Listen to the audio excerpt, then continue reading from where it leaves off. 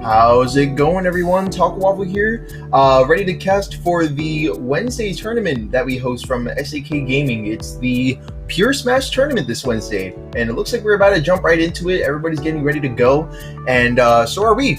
So once again, I'm Talk Waffle. I'm joined today by Laird. Why don't you go introduce yourself?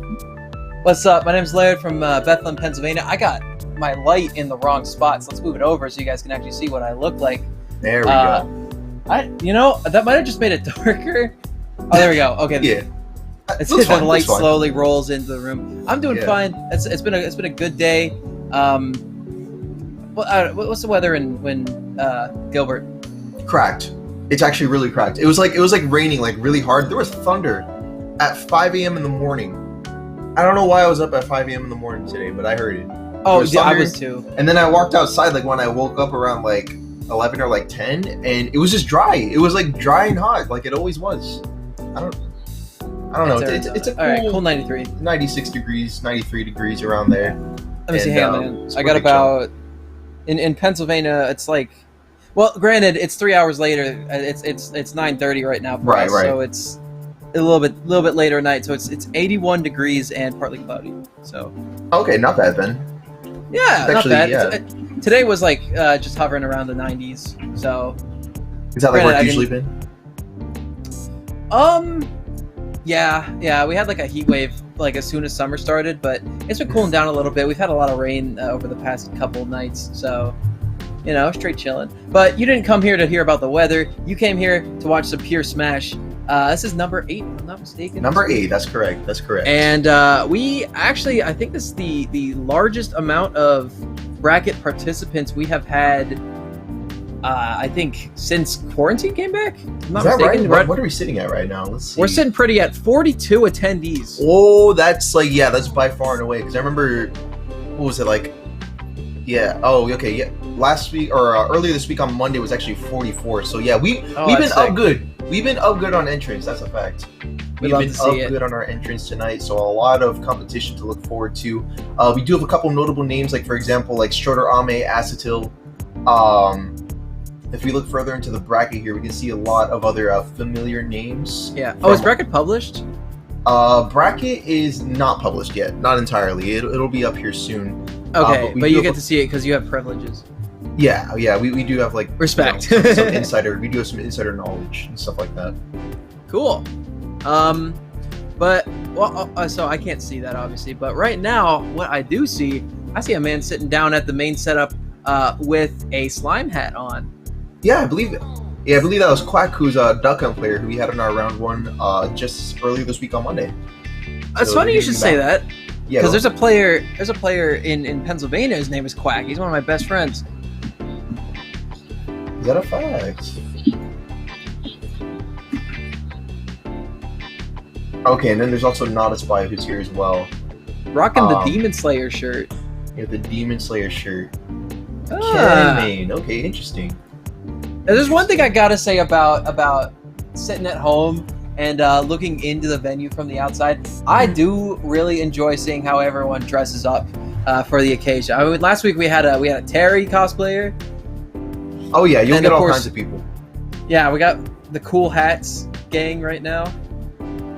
That's right. So we're vibing. I'm happy to see it. Jiggin. Yeah. Who else is in the building tonight? I'm seeing Frost. I'm seeing Arconi in the back over there. Oh shoot, I'm seeing Obese Tyrese. What a legend. I'm also seeing Ekidona in the building as well.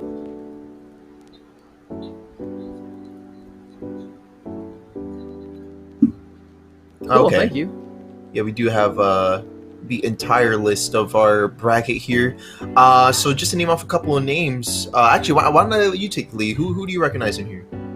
Well, obviously Stroder, former PGR player. Felix, who actually, in the starting heat of the AZSL last night, who took the first place in Pool B. That's so right. She's in second seed right now. Acetil, Frost, obviously. Ekidona, who was our runner-up last night as well with the Palutena, was able to get second place and make it out of the pool over top of Jinx and the warm-up. So that's someone I'm very excited to see tonight as well. And then of course we got Bethel 3D, Arconi, Scarm, the FGC Shoto extraordinaire. There you go. Loads of people in the building tonight I like to recognize. Yeah, loads of people to look forward to progress through this bracket tonight. And like we mentioned, 42 people. That's really huge for us here, especially for us to be able to keep that consistent entry count for a couple of weeklies now. So that's really notable. Glad to see that taking place and coming to fruition there. But it looks like our first match is going to be with Quack and Not a Spy. That's what it's looking like. They're both settling down at the setup there, just waiting to get started. But honestly, I feel like for some people this is just going to be like a really great weekly to look forward to, but for others, it's definitely going to be a preparation for next week's edition of the AZSL, as well as Gilbert Park that we have coming up on this Saturday. So, of course, if you guys weren't already aware of that, don't forget that we do have Smash at Park University, which will be taking place this Saturday in downtown Gilbert. It'll be featuring Ultimate Singles, Ultimate Doubles, Rivals Singles, and Rivals Doubles in a spacious indoor venue. Masks are going to be required to participate, so don't forget about that, as well as registration closing tomorrow night at midnight. So be sure to visit on SmashGG/Smash@Park and register today for that event. And as a matter of fact, if you guys happen to be in chat and haven't done so already and are interested, there you go. There's the link that you can copy and paste, and you guys can be sure to register for that if you guys haven't done so already. It'll be a lot of fun. Yeah, absolutely, as it often is. We saw the stream crap out for just a little bit there, but don't worry, it's fine. We figured it out, and Not a Spy just really making it difficult for my ears right now. I do need to be liking Ken. And there's Duck Hunt. Right. And it looks like they're getting ready to go here. So we got a zoner versus a close quarters god in this matchup is what it looks like. That's what it's looking like to me as well. Starting off on PS2 on this first game here. So yeah, this will be an interesting matchup because I feel like this is definitely going to be one of those things where Duck Hunt will struggle once the opponent gets in. And then on the other hand, Duckin can make it to where it's hard for that situation to even occur in the first place. Just a lot of tools for keeping the opponent out and whatnot. Okay, and this definitely looks like a button check right now. Yeah, they're button checking at the moment. Yeah, both these players trying to get used to, I'm assuming, the offline or this input delay and all that jazz buffer. Working on their movement, just trying to warm up a little bit. If you got time to do it, I'd say go for it, because especially with, like, you know, Duck Hunt trying to do these B reverses, Ken trying to do the command input combos, which really is not as easy as you might think. No, considering the buffer system in this game. Right. You know, I respect the taking every opportunity you can to ensure the best chance of a comfortable and fun match environment. Same here, same here. All right, well, now it looks like they're ready to go here for real, so we'll have to see how the matchup will play out and how these players will adapt, because, I mean, you know, we've seen at least, I know for a fact that we've seen Quack, but not a Spy. They're a GCU player, and we've seen a lot of GCU talent show up to these locals, but again, there is still, like, the whole, like, transitioning from online to offline kind of thing is still very real, I feel like, for a lot of people. Oh yeah, I mean, you're seeing that all over the place with many characters that, you know, a year and a half ago, a lot of people wouldn't have thought would be even remotely viable. We see a lot of these newer players who we didn't see pre-pandemic coming out of the woodwork, having solidified their gameplay in an online setting, and we're seeing that come to fruition at offline events, and still seeing these characters do a lot better than we are used to seeing. That's correct, and it's definitely great to see as well. So far, the match is though looking pretty even. I mean, it was looking pretty even at first, but right now we're seeing Quack do a great job at establishing a lot of projectiles here to keep Not a Spy away from getting, you know, that neutral closure that every Shoto is going to be wanting. Right, and excellent back air though to close at the first stock. Yeah, it was a good use of the back air disjoint. Obviously, the Duck coming out, not really having too easy of a hitbox to hit. I think it still does have a hitbox, but still, you know, good job securing the kill. And Duck Hunt is a character that definitely does struggle with getting those kills at higher percents. And a nice little couple of frisbees into that can to get that plenty of damage going up. Yeah, that was good. That was a good play on their part. I think Not a Spy was DIing down and back, as opposed to, like, up and out. So they were in that combo for a lot longer than they should have been. Yeah, and that's definitely showing on the 146 percentage that is on their name at the moment. And meanwhile, Quack is doing a great job at controlling their first stock and keeping themselves at a safe 89%. Yeah, and going in for another back air to take that stock. And, you know, this is the thing about Zoner Shoto matchups is Zoners are going to be winning the neutral a lot more often, especially if they don't play up close at all. Yeah. So there's the DP from Not a Spy to take that stock. Finally. One neutral exchange, man. Yeah, once you get in, especially since, like, most zoners like Duck Hunt are not really all that heavy either. They tend to be fairly light, if not very light. Yeah, yeah. And of course, you know, you have exceptions to the rule, but the thing about zoners is most of their tools are for winning neutral from a distance and racking up damage and then ultimately killing, but not so much when it comes to surviving close quarters assaults and combos. So, you know, all it's going to take is a couple interactions and Not a Spy might be back in this thing. But again, hiding behind the barrage of projectiles that Quack is throwing out, as they're having a really easy time of just winning neutral, getting this damage up on the board, and surviving. Excellent job following up on that gunman though to land a back air, and that's going to be a first game on the board for Quack. Yeah. And again, we saw a little bit of the game plan coming out from Not a Spy, but they were really trying to push in as you do, but they were kind of throwing their defense to the wayside a little bit too much. Yeah, so you sort of don't want to, like, cave into, like, relying on defensive options to keep yourself in the game, because at the end of the day, what you're going to want to do in order to win is get those strings, get those confirms, get those follow-ups. So it might be a little bit harder with the way zoners can, you know, zone you out, but at the end of the day, you got to play your character in order to come out on top. Yeah, and it seemed like Quack was being really good about figuring out exactly when Not a Spy was going to drop shield, and then using the projectiles at that point.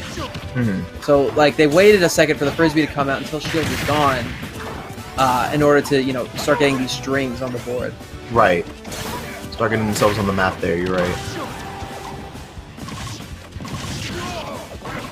Excellent neutral already, though, that we're seeing right at the gate from Quack. Already bringing Not a Spy to 109% and rising here. Yeah. Yeah, we're keeping up that pressure. Right now, Not a Spy just seems to be, yeah, a little bit too much running in there, and that's definitely something that Quack's is going to be prioritizing on. We're seeing a lot of, like, running into, like, for example, the Clay Pigeon. Yeah. So, you know, whether it be parries or whether it just be a safe block, that seems to be something that's going to be in the long term way better for Not a Spy. Yeah, I'm inclined to agree, but oh my gosh, these Clay Pigeon combos are absolutely devastating this matchup right now. Yeah, and following up with a up air is going to be a really good follow-up for those sorts of options.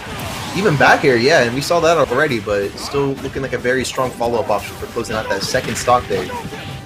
That's definitely, I think, Quack's go-to kill confirm is that Clay Pigeon into back air. I think we've seen it almost every single stock. It's a really strong one, yeah.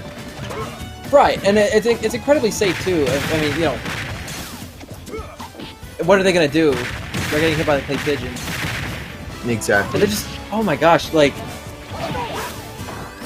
Quack knows his character incredibly well, and what they can do against this zoner or against this Shoto. Yeah. Oh, but there we go. 2 down tilts and a Shoryu is going to be closing out the first stock in their favor. So great job getting themselves back on the game there. But those, yeah, those multi-hit uppers are going to go straight through that focus.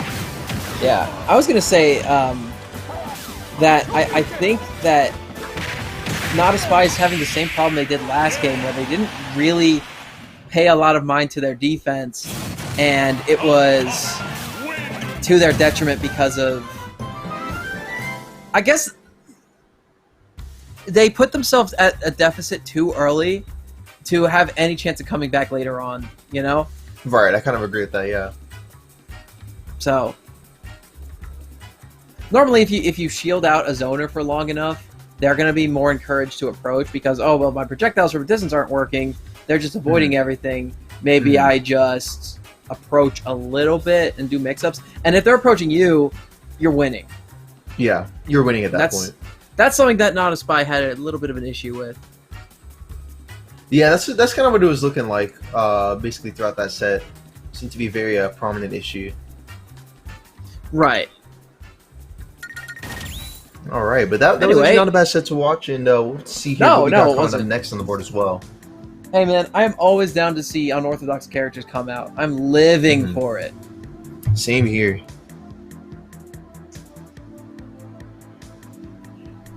And you know, Duck Hunt, not really a common one either. Okay, and it looks like our next match is going to be Hitoikun coming up on King DDD, going up against Glip, who was a previous. Did they? I'm trying to think. Yeah, they actually did end up winning. They won Emmys last week, I think. Right. That's right. So their venue was free today. Yeah, their venue is free for this tournament, so we'll have to see how the buy list shaped up against King DDD.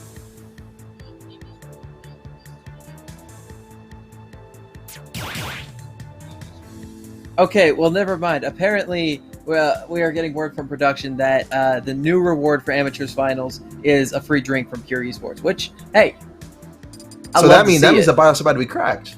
It's about to be hyped up. Oh yeah, yeah. Now he's he got that free Monster, free Red Bull, what have you, glitch energy. Get like a, you know, juiced up. Like the time stop ability, just gonna like stop time and just like go crazy or something. I don't know. Bro, he's gonna be like the squirrel from Over the Hedge. From Over the Hedge. Oh my god, I forgot that was a movie. Dude, I watched that movie again recently. It's really good. I feel like Over the Hedge is one of those movies that I like really enjoyed but just forgot was a thing. Right, every time somebody brings it up. Purge it from your memory. Yeah. Not even on purpose, because I enjoyed the movie, but like I just don't know why I always forget it. Yeah, but yeah, you know what? Oh my god. Okay, yeah, our camera kind of freaked out. Dude, there was the time stop. It happened. Yeah, there was. Broke the. Yeah, kind of just like broke the fourth wall on that one. Oh my god. goodness. It's back again. Man, I guess this game just doesn't run PS2 well anymore. Yeah, it's just clearly an unfinished product. They'll have to patch that out in the next year. Pre-alpha footage, right, that we're seeing right now. Word. But if we submit this as a bug, they'll shut down the tournament. We don't want to do that. Yeah. Okay, yeah, there we go. Glip almost taking that stock though, catching the up B landing from Hitoikun, but they're gonna do it a second time. Oh no! Oh no! Oh no! Hitoikun's getting blitzed out of existence. Hitoikun will soon be no more.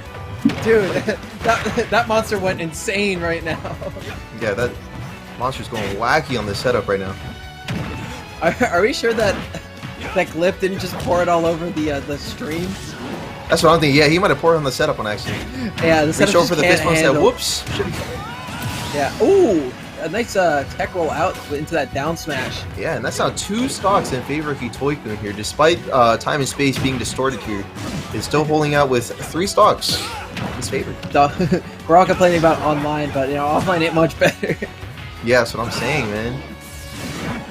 Going crazy right now. Yeah, and Glip, they've been gripping and ripping for those F smashes, but they've only been able to land one successfully. Yeah, and I do remember Glip landing like several of those during their amateur run, or I guess like just during like the games that they have played previously. Their opponents were getting hit by that quite a bit, but Hitoikun seems to definitely be the wiser here, even landing an uppy to punish. Yeah, they're like, okay, I know exactly what you're gonna do here. Let me just go over top of it and just hit you. Yeah, does it again. Oh, and the star there, the homie. Star. Definitely came in clutch there. That was actually kind of wild. Oh no. Okay, they were able to work right underneath that Gordo, but that could have been a dead situation. And there's the up tilt. Oh my goodness! Full rage, still not gonna kill though.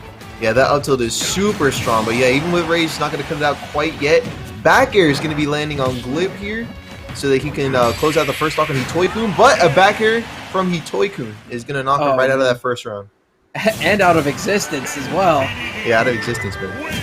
I don't know if the stream is seeing this as well, but come on, it's kind of funny. It is funny. It's very funny. Oh, yeah, yeah, there you go. Wait. There we go. The camera. Thanks I just let him know right now. Okay, come on, do it again. Do it again. Look. Weird. It just keeps rising, man. All right, there you go. Ooh. Wait, who is that? They got a trident on their shirt. I like that. Oh, that's a Arizona State shirt. That's awesome. Oh yeah, the Sand Devils? That's Arizona State's. Wait, what's their mascot? I forgot. The Sun Devils. Sun Devils. That's what I thought. Okay. Sparky the Sun Devil. I forget his name is Sparky. I forgot his name. Yeah. Thanks, production. Main man Sparky. I was like, I know I've seen that before. So yeah, same here. Alright, but it looks like no counter picks on characters, however. Yeah, it looks like these guys are gonna run it right back. I trust Glip. Glip's got he'll figure it out. Yeah. This match is in good hands. I think they're playing too much of a mid-range game is the issue.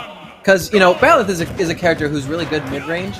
But I think DDD has the tools to kind of match Byleth in that mid-range. And long-range are obviously winning with Gordo. Right. The close quarters game is difficult as well because, DDD's got that Nair, and, a couple decent close quarters options. But I think Byleth has a couple more as well that might help them deal with this threat, this menace of the self-proclaimed king a little bit better. I would definitely say so as well. And you know what? Byleth isn't a matchup that you necessarily see every day, but I would say out of the DLC characters, I would say Byleth is actually seen somewhat frequently. I see a good number of Byleths. So this is definitely something that Hitoikun is showing off some knowledge on. Just seems to know all the spacing that's needed, all the time that's needed to stuff out aerials, all the spacing that's needed to stuff out like side beam forward air and stuff like that. It's showing very well. Yeah, and sometimes they just pick a random option that Glip isn't ready for or prepared to deal with, and it's been really just working out. Exactly. Oh my goodness, just shot the arrow right back at him. Great shield from Glip there, but we do still have a one-stock deficit that he has to make up for here, so we'll have to see what the game plan is for that. how he's going to be going about that there. Yeah, the thing is, Glip needs to... 125 with Byleth's Toolkit is pretty doable, but it's not going to come easy here with someone like Hitoikin, who's just completely, stuffing out everything that Glip needs in order to get themselves back in. And the last dog situation is where Glip is sitting at the moment. Right, okay, but a nice down air to catch that down tilt roll. I almost said roll just on its own, but that wouldn't have made much sense.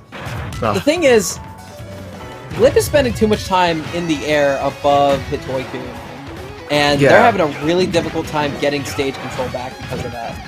Yeah, that's what we're seeing right now.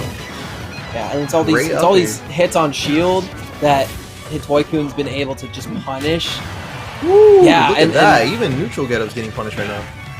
Honestly, I don't know if there's much Glip could do, because it definitely seems like Hitoikun has him read in and out like a Dr. Seuss book. Yeah, that is what I'm seeing here. All sorts of options are being read at the moment.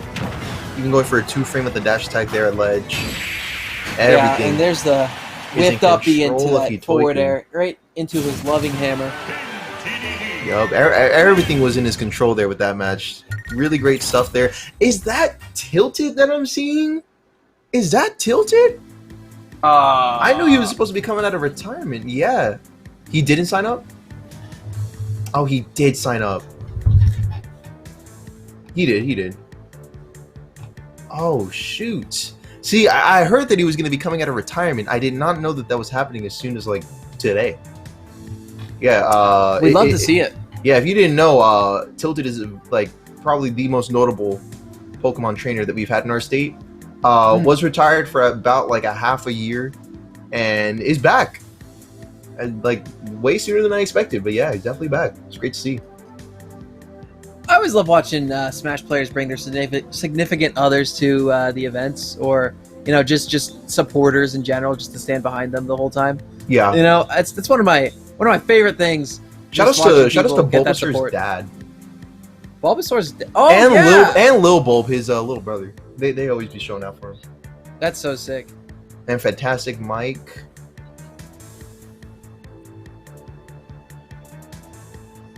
Oh, I did not know Fantastic Mike was the dad, actually. I didn't know that was like his, is that like his tag or something? Or is that just like what he goes by? That's actually kind of cool. sick. I'll have to remember that one. We like that.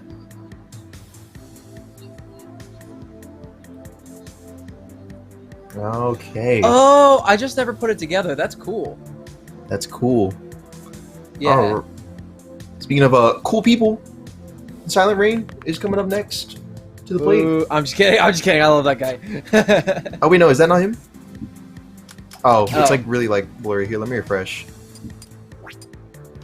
Well, I do see a Dragon Ball Z shirt. I just saw like the short hair. That definitely looks like Silent Rain's haircut.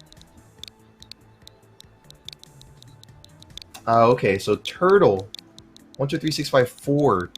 He's rocking like such a similar hairstyle to Silent Rain though, and honestly the mask too. I'll never get used to that because I'm like, there's so many people that like I never realized how similar they looked until they had like both like masks on. And then we also have on the other end of things. Let's see here, a couple of matches that have been going on.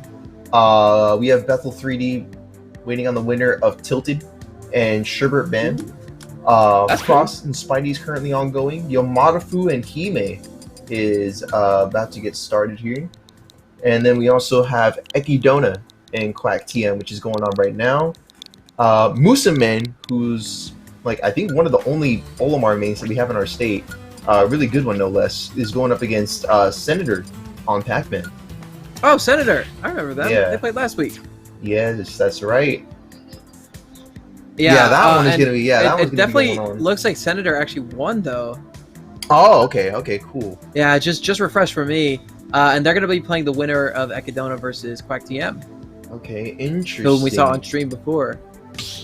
Yeah, and then a couple of matches are currently pending, such as Astil versus Dad, Horse versus Havel, Cub versus Obese Tyree, Skarm and Hitoikun. The deity that we just saw previously will be going up against Skarm on either probably Roy in that matchup, I'm feeling like.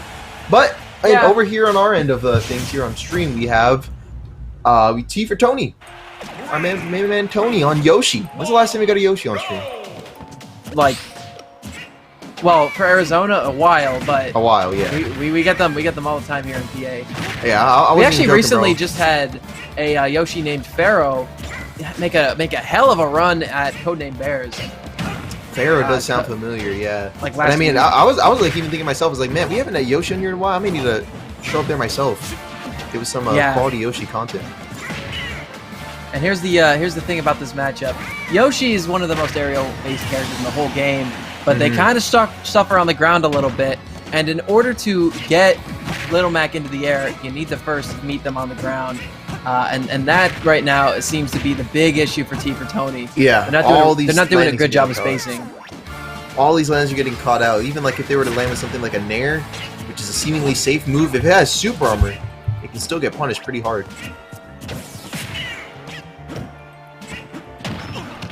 Here we go, we got our Nair. No up smash follow-up, however, though there was the attempt for that. Great job delaying. Back throw, jab into forward smash. It's going to land for some solid percentage here, but that KO punch is still active. But Tony seems dead set on preventing the opportunity to get that out there. Oh, good tech from Tony. That was T good. for tech right there. Yeah, the rare Yoshi wall tech animation. I rarely ever see that one. Yeah. Okay, It's always weird watching characters wall tech like normal mechanic. So Turtle was a little bit slow on the mash there, so that's something that Tony's gonna have to keep in mind. But there's the up smash to catch that Yoshi out of the air. Yeah, that's the big detriment right now for Tony. Great aerial options that Yoshi has available to them, but if it's gonna get caught by smash attacks like that, might want to invest in a couple more grounded options if possible. Yeah, you need to keep yourself safe against Little Mac. Like the thing about Little Mac is that if you try to play their game, you're not gonna have fun. I'm sorry, you can't do anything about this character if you stay on the ground and can't get them up into the air. You got to find a way to do so. And Tony got a nice little string there, 48% off of that grab, has him in disadvantage again off stage. And they're doing really a much better job of fighting now. You said it, yeah, really solid percent, as well as a stock lead right now. Oh, but a great job landing the neutral B, falling up with the forward air immediately out of the egg. And a stage tech, or a lack of a stage tech, is going to find Turtle at a last stock situation here along with Tony. Oh, excellent F smash though. That's gonna be there it is. Yeah, closing out first game. Again, yeah, there's a couple like game plan changes that might need to be made. I do remember Tony does have a secondary weave fit, but I feel like Yoshi, if you do play the matchup right, should really not have too much of an issue. So we'll have to see if any of those changes are taking place, or if we're running it straight back, with the exception of the Yoshi story counter pick. So I definitely think the option is going to be here to try to help Tony get those kills off the top. But Turtle doesn't have as much ground space either to run around on, and the slants might make it a little bit difficult for some offense to come out. I respect the counter pick a little bit. I think this might be a definitely good choice, and if all else fails, you can just platform camp until Turtle decides to chase you up there. Yeah, exactly. Yeah, there it is. A couple nairs to get Tony off stage, but there's the problem. Little Mac's recovery is heavily buffed because of that wall jump. Yeah, the switch to Yoshi's story seems to be favoring Turtle a little bit more than probably Tony had expected. I feel like Kalos and Yoshi's story might be like some of the better stages for Little Mac just for that reason alone. Yeah, I mean, I guess so. I think Battle Pick was probably banned from Turtle, and Tony was just like, oh, so I'll just go Yoshi. Yeah. But yeah, there's an angled up forward smash that is going to be killing off the top.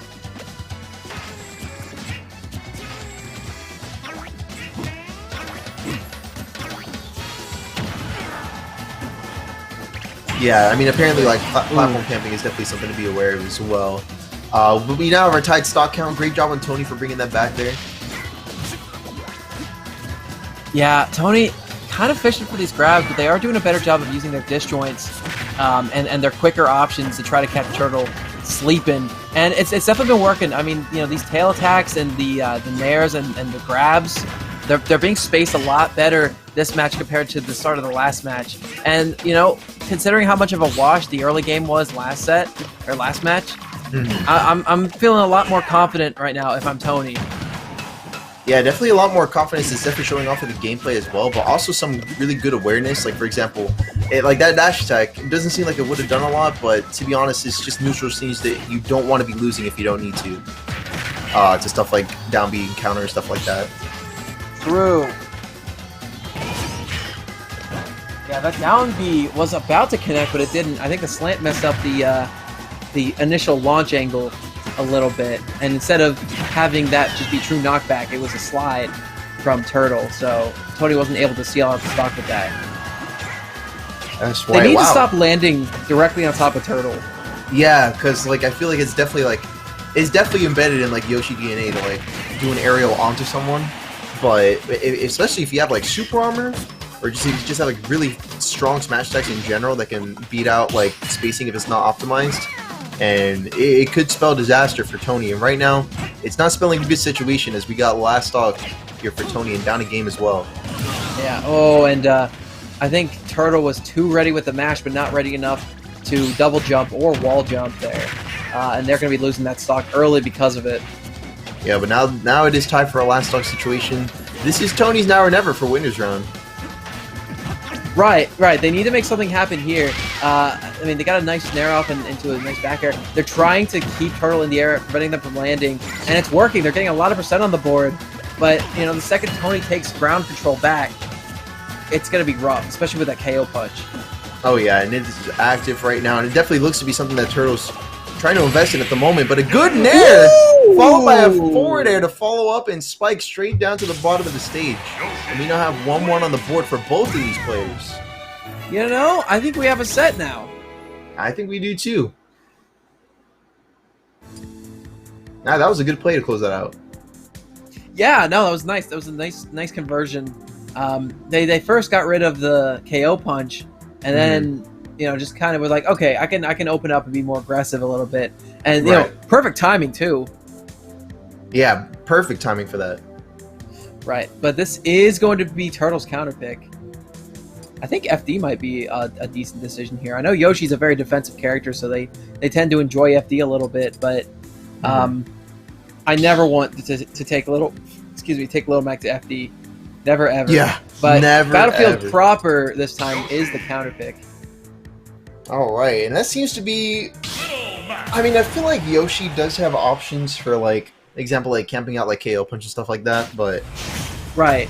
Yeah, because they definitely have that egg where they can attack from a mid to long range. Yeah, but we did already play on Yoshi's story, which is also triplats, and we didn't really see that happen too much, so that's probably not something that Tony's really going to be considering.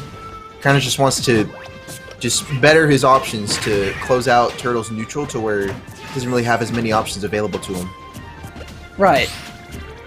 So it doesn't really seem too invested in, like, for example, like camping out KO punch and stuff like that. Yeah. If you're Turtle, you want to keep doing what you're doing right now. Just, you know, trying to catch Tony out in the open, you know, trying to prevent them from hanging out on the ground at all. Right. And if you're Tony, you want to try to, you know, space your attacks a little bit better so that you're not in the burst range or the threat range in general of the Little Mac. And you want to try to get them in the air to get these combos. That's what's been winning these guys their past couple matches. Yeah, that's what's been getting them so far along in this set here. But two attempts at a forward air. One of them lands, the other one just falls short, and Turtle finds himself back on stage, this time with KO punch. But a well-spaced nair is going to be getting Tony that KO punch, or that's going to be getting Turtle's KO punch revoked there. So great job on Tony being able to stuff that out straight away. Almost reading the roll with the up smash, just shy of landing. 2 attempts. That was a great read, the first one anyway. But yeah, just a little too early on the rip there. Yeah, he even got the right option down for punishing them. Yeah. Yeah, Tony doing a good job of just camping around. Excellent. Disguising it as movement as well, so it doesn't look too lame. But trust me, I think Turtle's starting to feel the pressure a little bit.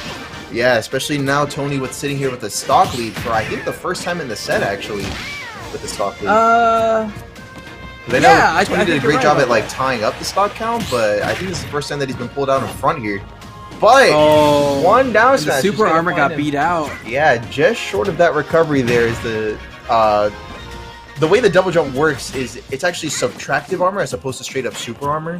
So there's like a threshold for which you're able to withstand damage, and it lowers the higher your percentage is. So that down smash is going to be plenty to stuff that out there and be down a tight stock count. Yeah. Oh no, and he falls off the ledge. Okay, but he's going to make his way back through. Nice down tilt to down smash. Okay, that was cute. That was cute. Down smash right through in there as well. Down smash is a really good option for, or excuse me, angle down F smash is a really good option for Little Mac. It doesn't send opponents too far, and it does a ton of damage. And since you got that super armor on it, you can usually get a good follow up after it. Yeah, more often than not, you find yourself able to get that pretty easily. Yeah. And I mean, now Tony's definitely pulling out in front. 89% is still very doable, even enough to get him back onto the stage with double jump. But Turtle is sitting here at the last stock. Oh, Great yeah. job powering straight through the egg, landing an up berry and a forward smash. And now our stock count is tied here for the last time in the set. 1-1 on the board, 1-1 stalking each other, and a KO punch. Oh, he just too shy early. of closing at the last stock. You said it, a little bit too early, but enough to tie up the game. And that might be what Turtle's looking for right now.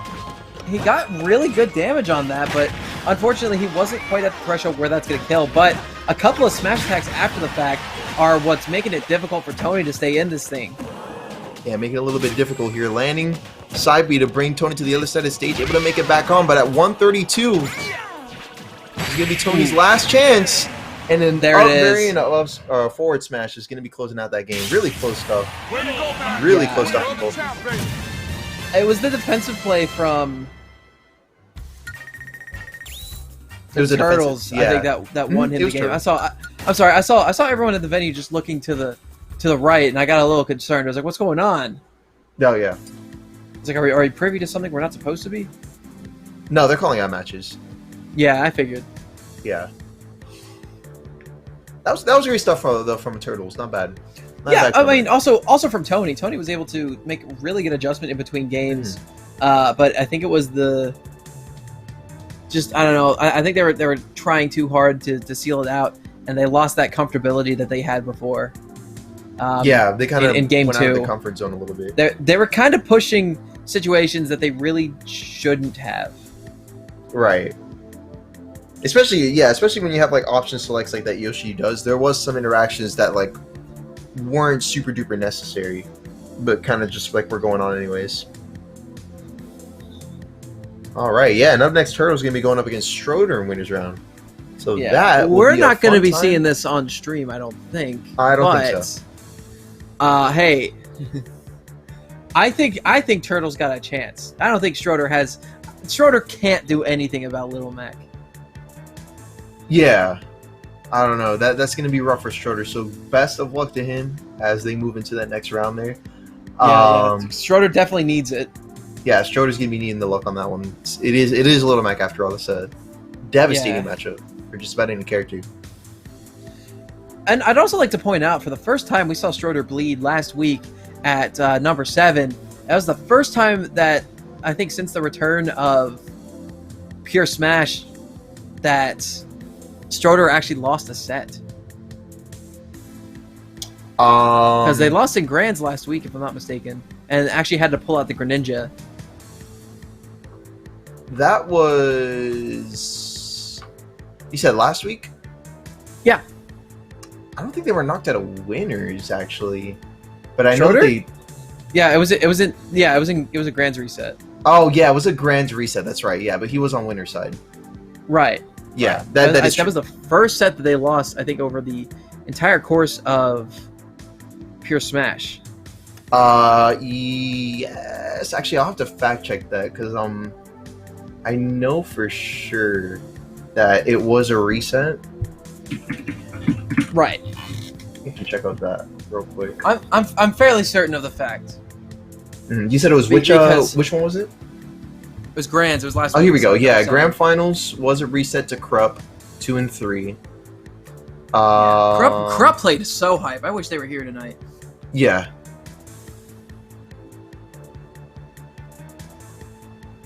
Yeah, that's what I'm seeing as well. For the pilot program, I'm not seeing any drop games. I mean, I'm only familiar in this series. I should probably stay more in tune with the pilot program though.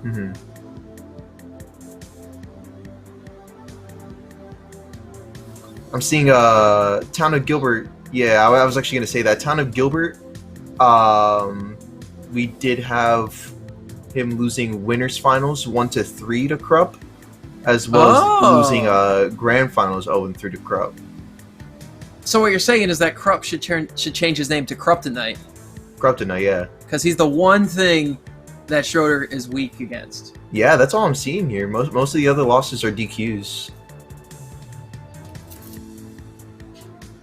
And speaking of the town of Gilbert, Arizona, why don't we tell you a little bit about Smash at Park University, which is taking place on this Saturday. So if you guys want to get your Smash Ultimate fix, we got Ultimate Singles and Doubles on Saturday this weekend at Park University. But if that wasn't enough for you, if you like your Rivals gameplay, we got Rivals Singles and Rivals Doubles also in a spacious indoor venue. That's correct. So, if you want to join up, you better be quick because registration is going to be closing tomorrow night at midnight. So, if you want to get in and play some Smash in Gilbert, Arizona at Park University, make sure you visit SmashGG/Smash at Park and you register today. Masks are going to be required, by the way. We see a couple people going around maskless today. Masks are definitely required. So, make sure you remember those. Get your spots while taught. Yeah. You don't want to miss out. Spots. Tap in. Tap in. Let's open up this pit. Open up that game there. All right. And we have Clan on Wolf going up against McDale with the camera, I think. You said it. That's going to be our next match that we got coming up here in just a moment. That is a cool jersey. It's a pretty cool jersey, yeah. My man is wearing. I like the color scheme. It's one of Arma's, I think. I can see the logo on the sleeve. Yeah, you said it. Yeah. Arma GG, they got some pretty slick designs. Now I'm rocking my Aporia Customs right now, as you guys were able to see a little bit earlier. But Arma, they got some pretty neat stuff too. That's pretty sick, yeah. I mean, it's not a custom jersey. It's for Revenant, but it's Aporia Customs. That's the brand I got. But yeah, I mean, dude, esports jerseys are probably my favorite jerseys in professional competitive events to look at. Because you can do so much with them.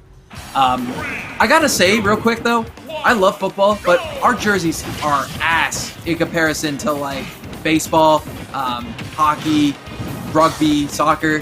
Or saying like as a sport, yeah. I'm just saying, like, the jerseys, man. Like, yeah. I just gotta rant about that real quick. How is football the most profitable sport in the country, yet their jersey designs are boring? I don't even know. Yeah, they probably just gave up on that. Well, production. It's not even so much that the jerseys are gross looking. It's just that there's, like, not much going on. Or there's too much going on. They don't just have one or two colors. They have too many. Yeah. But yeah, we're just gonna gloss over that fact. It's fine. K-Roll does that sometimes. K-Roll down to stock. McDale, Clan is down to stock to K-Roll. It's kind of interesting because, like, I don't know. I mean, to be fair, this is definitely one of those matchups where it's like sometimes you just don't know what the heck to do because this is such a bit of an oddity, Right. And Wolf's one of those characters that definitely gets a lot out of aerial combos.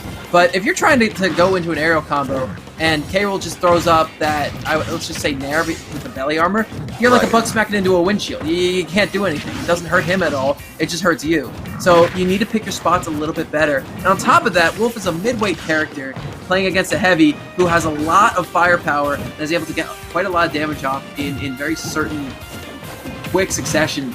But right now, I think Clan is starting to play a little bit more defensively and space a lot better at the ledge, particularly. Yeah. And that's what's really helping them stay in this thing. Yeah, that's kind of what we're seeing right now, and it's a great job in them being able to make that sort of adaptation. Right now, Clan landing a back air to put McDale off a stage, able to make it back on with a forward air, well spaced there.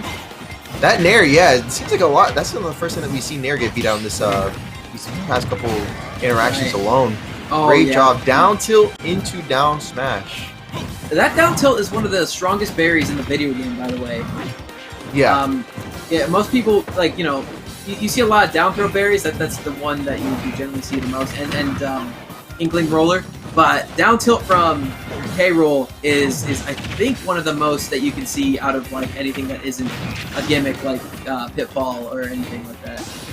Yeah, one heck of a follow-up as well. Strong down smash, but now we have Clan at the last stock here, but in control of the stage, only at 39%, while McDale is trying to regain control of the interactions here at 174. Great job landing a parry and a back throw.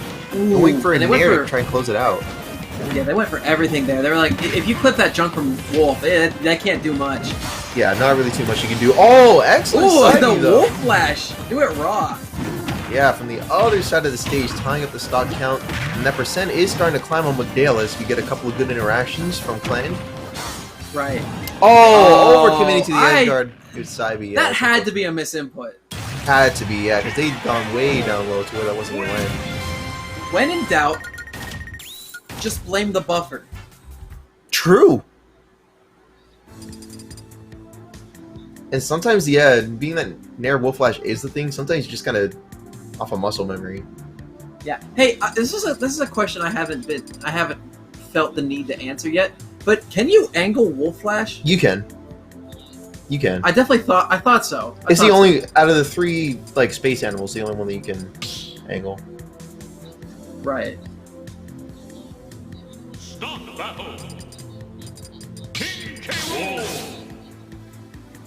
Yeah, and sometimes whether or not it even takes a stock, it of course depends on how you space it sometimes. Okay. Yeah, sorry. I thought I heard he could do that, but I haven't had it like a definite answer. Right. So, right. Thank right. you. Anyway, No game problem. 2 is going to be on FD, and I can see definitely why Clan picked the stage because they're going to be trying to catch the landings from McDale, and it's landing as a heavy is really difficult when you don't have platforms. That's true, yeah, and I mean, like, you do have, like, Nair, for example, that you can use to, like, stuff out a lot of aerial options, but, right, but it's definitely not something you if can the get too reliant spacing on. is proper, it gets to be really difficult. Exactly, and it's a pretty easy move to bait out and punish as well. But right now, this doesn't necessarily seem to be an issue for McDale. They're controlling the stage, despite the percentages being somewhat even at the moment. That's good on their part. Clan is liking side B a lot this match. Yeah, I've seen a like lot of 5 sides. at least. You said it.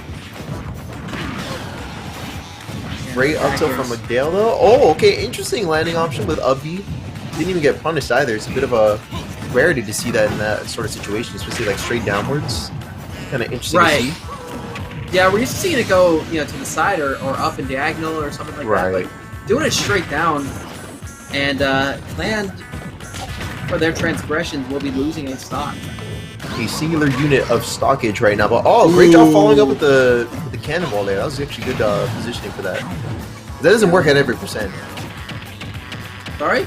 That doesn't work at every percent, you know. You gotta, like, be in a certain threshold to land that. Oh, absolutely, yeah. No, that was really good knowledge there. And a good roll read from Clan, getting that up tilt to secure that stock. That was really nice patience there working out for them. They knew that the roll was coming. Wow. But it was just a matter of when. But answering right back, McDale taking up another stock lead. That was really cool, actually. Yeah, super armor, a nair right from that forward air, and then following up with the forward air of your own. Right. The combo Really is starting stuff. from Clan right now. Jab's going to alleviate a little bit of the pressure there from McDale. Good forward tilt. Gonna put them in a bit of a tricky situation at ledge there, but they're able to still make it back and reestablish stage control. What's the next move gonna be here from Clan? This could potentially be their last stock if they're not careful. Right, and they need to be, because McDale's been getting a little frisky off stage. Yeah. Good down smash though, not just enough to take out McDale, being one of the larger heavies in the game. Yeah, I think they're tied with Bowser actually for the heaviest character. I think so. Either that or like it's like not too far behind. Yeah, it might be like a Samus Ridley weight differential where it's just like 1 point of weight difference. I'm pretty sure they're the same though. That's a check. Up throw, not going to kill, but is going to put 20% on the board into that landing catch from McDale with that forward air, and that's going to do it. We got McDale advancing to the next round. We got a K-Roll moving forward in bracket. Yeah, great stuff from McDale there. Really good K roll from GCU. So they brought a good K roll to the table and it's showing out. We love GCU, and they're going to be fighting against Felix in the next round of competition, the winner of AZSL Pool B last night. Yeah, and that'll be playing out here soon. And yeah, Bowser's actually going to be 2 units heavier than K Rool. So I knew it was going to be close, but I thought Bowser was like the heaviest one, so that's true. Yeah, I thought that they were I thought that somebody said that they were the same weight, but I might have heard that mistaken. But he is still quite a heavy lad. That is true. Yeah. Hey, what is it about most of the heavies being kings? I don't know what that is. Like, yeah, that's true, actually, when you think about it. You got King Dedede, King K. Rool, King Bowser, King of the Koopas. You got the King of Darkness, Ganondorf. That's true, that's true. Not sure. Maybe because, like, I guess, like, as game designers, they probably want to design them to be, like, imposing. Yeah. What is it about Nintendo specifically hating the monarchy? I don't know what it is, man. They just say eat the rich. Unless it's Fire Emblem. Unless it's Fire Emblem, yeah, and then they're on their king-ish at all times. Yeah. Yep. Don't forget. Well, but he is still Marth's the Hero King. Yeah. Shout out to the main Hero man. King Marth.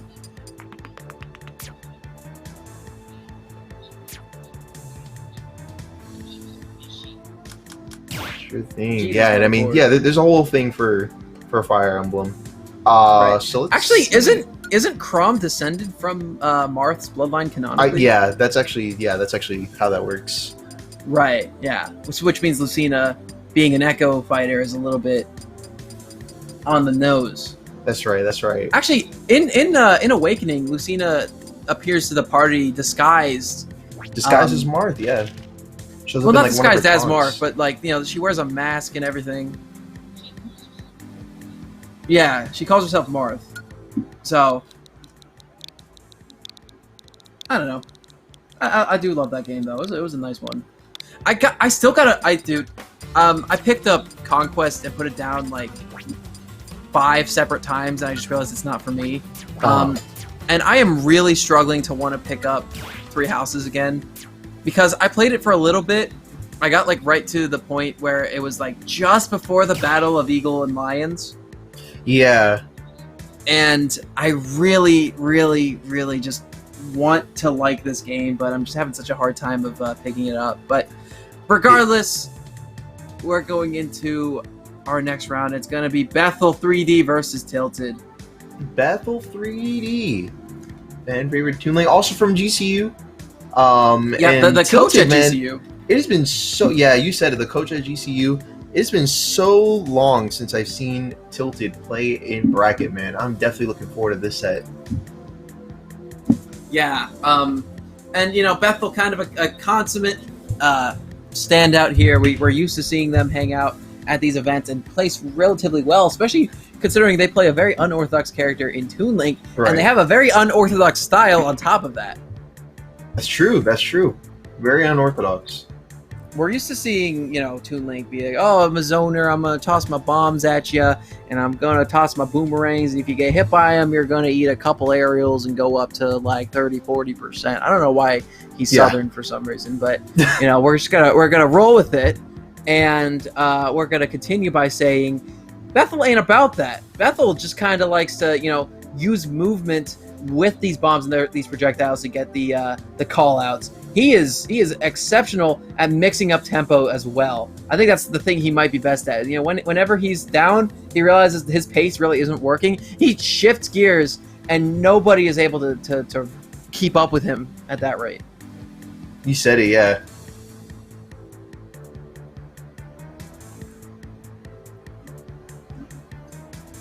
Yeah, I know for sure that they've played like at least once, but I would say that Tilted does outrank, just in terms of results against Bethel 3D. Albeit, though, I mean, you've seen Bethel 3D a couple of times. Definitely not a Toon Link that you want to sneeze at. A very prominent Toon Link. Definitely does show out. Also has like a really close set count with Krupp, who we discussed previously. But despite that, Tilted does, despite his good long absence, does outrank Bethel 3D overall. So we'll have to see how this happens when they go head to head here. Yeah, but that's something I'm excited for. So let me think about this. So this is going to be Pokemon Trainer versus Toon Link. Do you know who Tilted happens to specialize in their Pokemon? Like, do they have a strongest Pokemon? Like strongest Pokemon? Like, I guess like specify a little bit. What do you mean by that? Well, it doesn't really matter because we're going to see the Mario. Because you know, most trainers usually are like, my Ivysaur's better than my other two. My Squirtle's better than my other two. I would say his Squirtle's the strongest one, but it looks like you said, we're going to be seeing Mario. Okay, his Squirtle's the strongest one. Yeah. Okay. Got it. Thank you. But yeah, again, the Mario to start off. I respect this pick because Pokemon Trainer, each of the Pokemon has a really difficult time of staying out of disadvantage, and once they get in, they're getting out of it. That's for and sure. Toon Link is a character that wins neutral constantly, so I think this Mario pick is a lot better. You get more agility, better landing options, better combo game. Oh, yeah. And for this combo game, we definitely saw that in full force there. That up B just landing shy, and we now have an even game for both of these players. The neutral has been reestablished, so we'll have to see who starts to control it here soon. Yeah, and we have the Arizona Oh man. I was going to say the Arizona prophecy coming true. Everyone having a Pocket Mario at their disposal.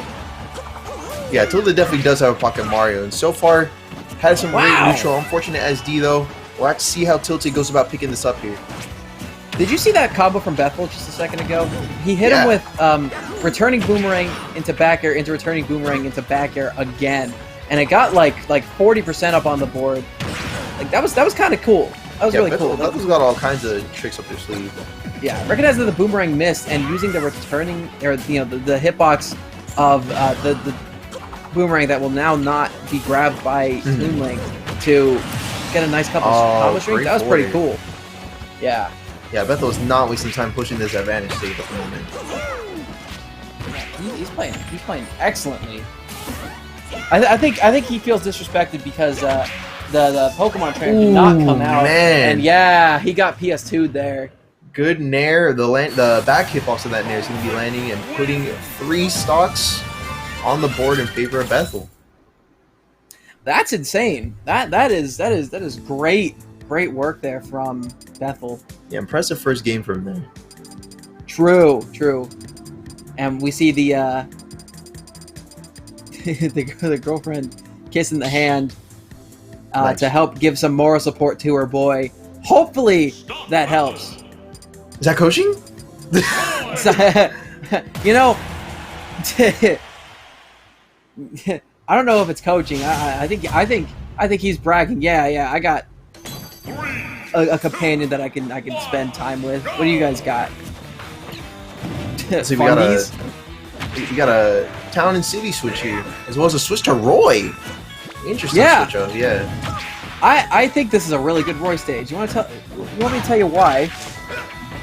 Why would that be? Well, I mean, it's got to be those horizontal blast zones. Roy can kill you at ridiculously early percents with that side B that's as strong as limit cross slash, with that Jair, the forward smash, the forward tilt. This is a really good stage for Roy, and it's a long stage too, so they have plenty of room to use their speed and agility to their advantage. Yeah, I would agree with that as well. And in fact, to go off of that, there's also like the very long center platform that is great for for example Jair setups. A lot of side B strings that lead into or out of side B are a lot more consistent, just due to the fact that you have a little bit more space to work with without your opponent going off stage straight away. Yeah. So there's a lot of stuff that's available to Tilted here with this counter pick, and it's definitely paying out as we got 1 stock on the board for the first one for this game in favor of Tilted. The power of love, I think, is paying off right now for Tilted, as they are able to take their first stock of the set and give themselves a pretty nifty lead. Yeah, pretty nifty lead right now. 121 is tricky, and for Tilt is going to be closing out that stock. Only 15% lead at the moment, but Tilted does seem to be controlling a lot of the neutral right now, and Bethel, well aware, is trying to do what he can to reestablish some control in this situation. Yeah, Tilted way better in a way better position than they were last match. As they're getting consistent neutral wins. They're doing a really good job of matching Bethel's offense with a little bit of their own. You know, getting these nifty mix-ups and doing a good job of outspacing Bethel in some instances. That's for sure. Plus, the extra mobility doesn't hurt. Oh yeah, the extra mobility is definitely going to be a big contribution right now, and it kind of already has been from what we've seen so far. Right, because he's able to close in onto Bethel and, you know, through all the projectiles a lot quicker and safer than we were seeing from the Mario. Ooh. But a bomb to forward air from center stage is going to be killing at 130%. Tilted, if they don't want to go to loser's bracket this early, they need to come up with a solution here. Yeah, there's got to be something in the works here from Tilted, and Bethel, in the meantime, definitely has something in the works for closing this out with a safe 2-stock lead as they are pushing this advantage state and keeping Tilted out from landing for the most part everything that he needs in order to get himself back in. But there we go, one jab, two side Bs, and a catch on that. Yeah, and a catch on that air dodge back with a forward smash, and that's going to put himself back in the game here with one-on-one stocks. That was a great mix-up. Normally you'd expect the whole combo to be coming out, but no, he read that air dodge in and was able to get the F smash out of that as well. That was great work. That was great. Good follow-up from Bethel here, keeping that percentage in his favor right now, but Tilted is dead set on bringing this back at the moment. Already has it down to the last stock here, but that percent is starting to climb. Bethel's controlling this match right now, and yeah, that last stock is going in his favor. With that healthy last stock situation, Bethel's closing that out. 2-0. Yeah, that's all right. You know, Tilted hasn't been in the ring for a while. It is good to see them back. But they were playing characters that they're maybe a little bit less familiar with than we're used to seeing. But hey, welcome home, Tilted. Good luck in Losers Bracket. We hope to see you again. Yeah, good luck to him there in Losers Bracket. We'll have to see how things develop there and keep an eye out for the bracket. Be sure to use !bracket in chat if you guys haven't done so already. If you guys want to view the full experience for tonight, every match that's going on in the background. Be sure to keep an eye out for that. As a matter of fact, if you guys wanted to turn to there with me, I'll go ahead and I'll read out a couple of games that are ongoing. We have Ekidona and Senator is going on currently. Felix and McDale is going on at the moment. The K-Roll that we saw previously is going up against our most prominent Fox player. She's going to be going up against him now. Tilted and Bethel has just ended. Unfortunately, despite all odds, Stroder has come out on top against Turtle with Little Mac, and is going to be going up against Bethel 3D here momentarily. In the meantime, though, it looks like we do have Arconi on our stream setup stepping up to the plate against Horse. That match is about to get started here in just a moment. Ooh, I am very, very excited. Yeah, that one's going to be good to watch. So that one will be getting started here soon. Tell me what you know about these two. And there are many mains, too. Tell me what you know about these two if you happen to know anything. Well, Arconi, like I said a second ago, they have plenty of mains at their disposal. You know, they got the Joker. I did see them play, if I'm not mistaken, I did see a Young Link, I think, and a Link proper from them as well. Very solid picks. And, you know, a very solid game plan overall. But I'm pretty sure Horse is one of those guys who definitely likes to put the pedal to the metal with their aggression. And that becomes a lot of pressure for anyone to deal with, no matter how polished they are. Right. Yeah, hard to deal with. It does look like the set count is in favor of Arconi overall, though. It does appear, though, that Horse does have a couple of good upsets that they pulled out, but it seems like all the recent sets that have been played here with Arconi are going to be in his favor. So we'll have to see if Horse has anything planned here and how to approach the matchup, given that he does have a couple of characters. Namely, there's Peach, or I guess Daisy's the one that he tends to gravitate towards, but it looks like Ness, which is a very solid pick from Horse, very prominent pick from Horse. It's going to be coming out in this round 1 against Pyra and Mithra. Yeah, Ness hates this matchup. I'm not going to sugarcoat it. Yeah. Ness hates people who are faster than him, able to rush him down, and they definitely hate disjoints. And as you can see right now, you're getting the juggles coming out right now. But Horse assuming that this is their Ness, rocking the Jigglypuff, or excuse me, the Wigglytuff from Pokemon Mystery Dungeon Explorers of Time mantra. Mantra? Wait, I'm a little confused on that one. No, not the mantra, but it is something that they do. The Wigglytuff does in that game. It's like to exert power or something. I don't know how to best describe it. It sounds weird when I'm saying it out loud. Have you played Mystery Dungeon? I tried playing it one time. I never beat it though. I do know a couple people who are big fans of that game though. So yeah. Yeah, but, I think Pokemon Mystery Dungeon Explosive Sky might be my favorite game of all time. But Arconi getting hit by that PK Thunder, a really good misdirect from Horse, and then there's going to even things up right away. But that was a beautiful early stock kill. That was a great stock there. But in fact, we do have Horses bringing it back here to a tied stock situation, 2-on-2 on the board right now. Dude, there was venom in that PK Thunder. Did you feel it? There was definitely a lot of power in that. I know. I mean, Arconi definitely not slowing down right now with the Aegis, the Mithra doing so much damage so quickly, and honestly, Horse has just not had a single chance to get in and deal anything. I think we saw Arconi versus who's the other Nest player that we're used to seeing, the really good ones? I forget the name. Another Nest player, Okios? Are you referring to Okios? Yeah, Okios. Thank you. Okay, yeah, I'm sure. And yeah, they have played each other a couple times. Yeah, and I think so. You know, there's definitely they haven't played. Okay, I definitely thought I did see them play together before. I could be horribly mistaken though.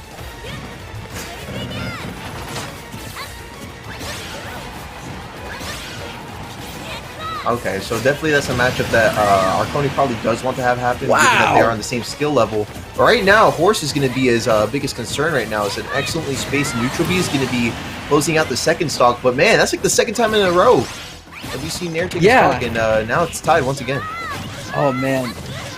Well, dude, Horse was has been down, both of the initial stocks incredibly early, and at very high percent. They just pulled out one of their dumb neutral B, or one of their dumb B button options that isn't PK Fire. We saw the PK Flash, which is something we never see land, and also the PK Thunder, which we see a little bit more often, but still strong nonetheless. And dude, I gotta say that's the comeback factor we like to see. But the up tilt to catch that air dodge in, Horse is down despite the epic performance they just displayed for us. Yeah, really good performance in that first match, bringing it down to the last stock. But Arconi does just control the situation and put the first match in his favor. So we'll have to see what Horse has planned to try and bring this back from here. I don't think the Nest pick's the right one, but they seem confident about it nonetheless. Yeah, it seems to be a pretty confident pick. Mithra can do so much off of very menial neutral interactions against this character. In combination with like the disjoint and the speed, they are a force to be reckoned with for a lot of characters who struggle in disadvantage. Yeah, definitely giving Arconi a run for his money right now, despite him having control of the first game. But right now, the second game that we're getting into, Horse does have a pretty good start right now. Really good percent on the board from at the moment, 80 to 40. But that damage output on Arconi with Pyra and Mithra is definitely something that is going to prevent that lead from staying in his favor for very long if he doesn't play it out carefully. Right. And we see the Pyra switch right now to try to get a little bit of firepower on the board, and there it was, the down air to up smash, the tried and true kill confirm from Pyra at those mid-high percents. Yeah, those mid-high percentages. There we go. There's a back throw to close out the second stock, and now we have a tied stock count here, 0-0. And already getting to work is Arconi, rocking with those up air strings and just juggling Horse.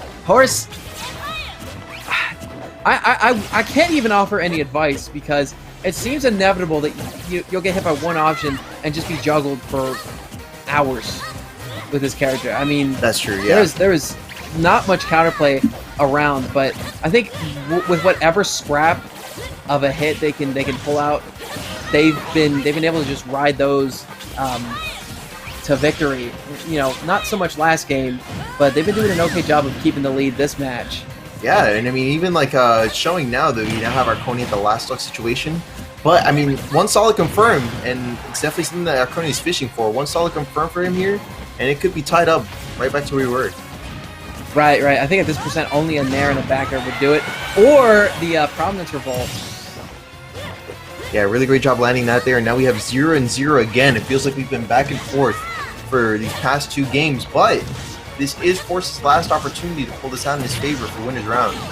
Yeah, they burnt their jump too early, and very good, able to make it back on stage. Good recovery. The down air up smash will not kill, but the dash attack still not going to kill. Just shy of closing out that stock.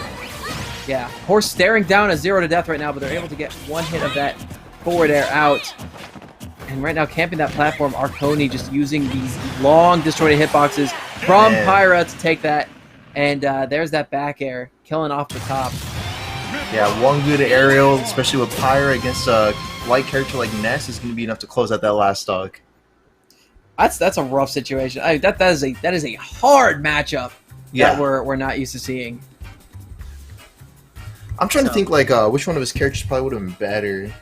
Like, I feel like Daisy kind of would have struggled a little bit too, especially against like the strong aerials. Yeah, it's the floaty characters that the E just really tears apart.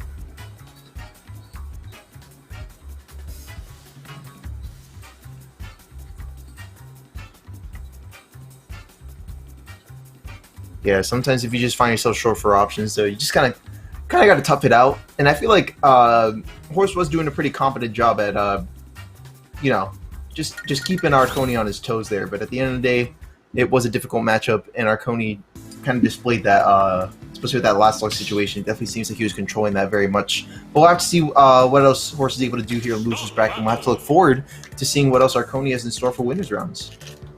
Right. But, you know, Horse played very well there, all things considered. I mean, they were never out of the match, but we're going to have our first winners quarterfinals match of the night. It is going to be Frost versus Ekidona, and this is going to be one for the ages, I think. That's what I'm thinking as well. It's going to be one heck of a set. Oh, Palutena, and I'm assuming we're going to get the Croy. Probably Crom, just because I think close quarters Palutena is a little bit better. You probably want disjoints. Yeah, that's kind of what I'm assuming. If I had to guess, I don't know. Yeah, I'm definitely expecting the Crom. The Crom pick, or maybe like the Roy's like a counter pick, but I will say Crom would probably be the first go-to. He's probably gonna lean into. And meanwhile, Ekidona, we hardly ever switch off of Palutena, but there is a potential for a Jigglypuff switch as well, since we did see that at some point, but we'll see what happens with that one. But Crom and Roy is definitely looking very plausible for. In fact, yeah, it's probably looking pretty certain for Frost here on the other end. And there's a Palutena pick and the fist bump, and we're getting ready to roll right into it.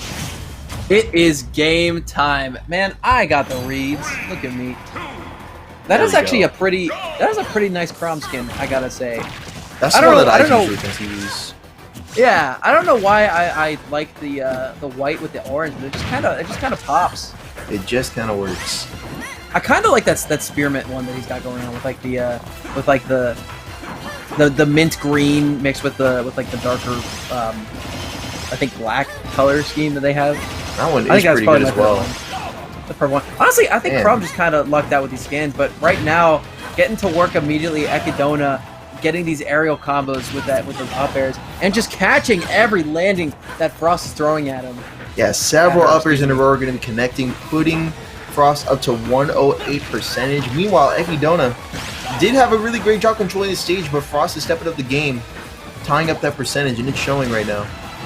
Right. It's rare to see Palutena outpaced by a lot of characters, but it is the Crom, one of those characters that's able to do it, and a nice Jair to take that stock. Wait, why don't we call it... Okay, I'm sorry. Pause real quick. Why do we call it Jair, you know, jab aerial, instead of... why don't we just call it Jack Air? Jack air? Yeah. Well, because like Like, sometimes you can do get the jab and a jab. forward air. Right. Jab and a forward air also works. So it's just like to But, generalize like- the both. The Jack air. That sounds really funny. That's kind of true. Jack air. Come on. That sounds great. I might just start calling it that. See if it catches on. Jack aerial. Oh my goodness. Okay. Well, match is tied right now, but Akidona's trying to go for another up air string, just shy of landing itself. Good up B to tie up that percentage, and things are back to even again on these second stocks here. If there's one thing I learned about Ekidona last night at the AZSL Pool B qualifiers, it's that Ekidona's advantage state, especially at the ledge, is insanely good. Yeah, really great. If they catch you in the air sleeping, they, I mean, they could juggle you to hell and back. If they have you at ledge, they can cover multiple options just by standing still and waiting for you to do a dumb approach and just back air you or hit you with a smash attack. Again, Tomahawk smash attack seems to be one of their go-to options as well, and a lot of people just aren't ready for it. Yes, it's a very prominent option from Frost, and it does There show it is. itself That's out a there game. as well. Yeah, that's game number great 1. counter from Ekidona as well. And yeah, Ekidona Too bad for you. quite good at this matchup, it seems, and pretty convincing game 1. Yeah, pretty convincing game number 1. You said it. But we'll have to see what the counter pick is going to be here. Meanwhile, for himself. So let's see how that pans out.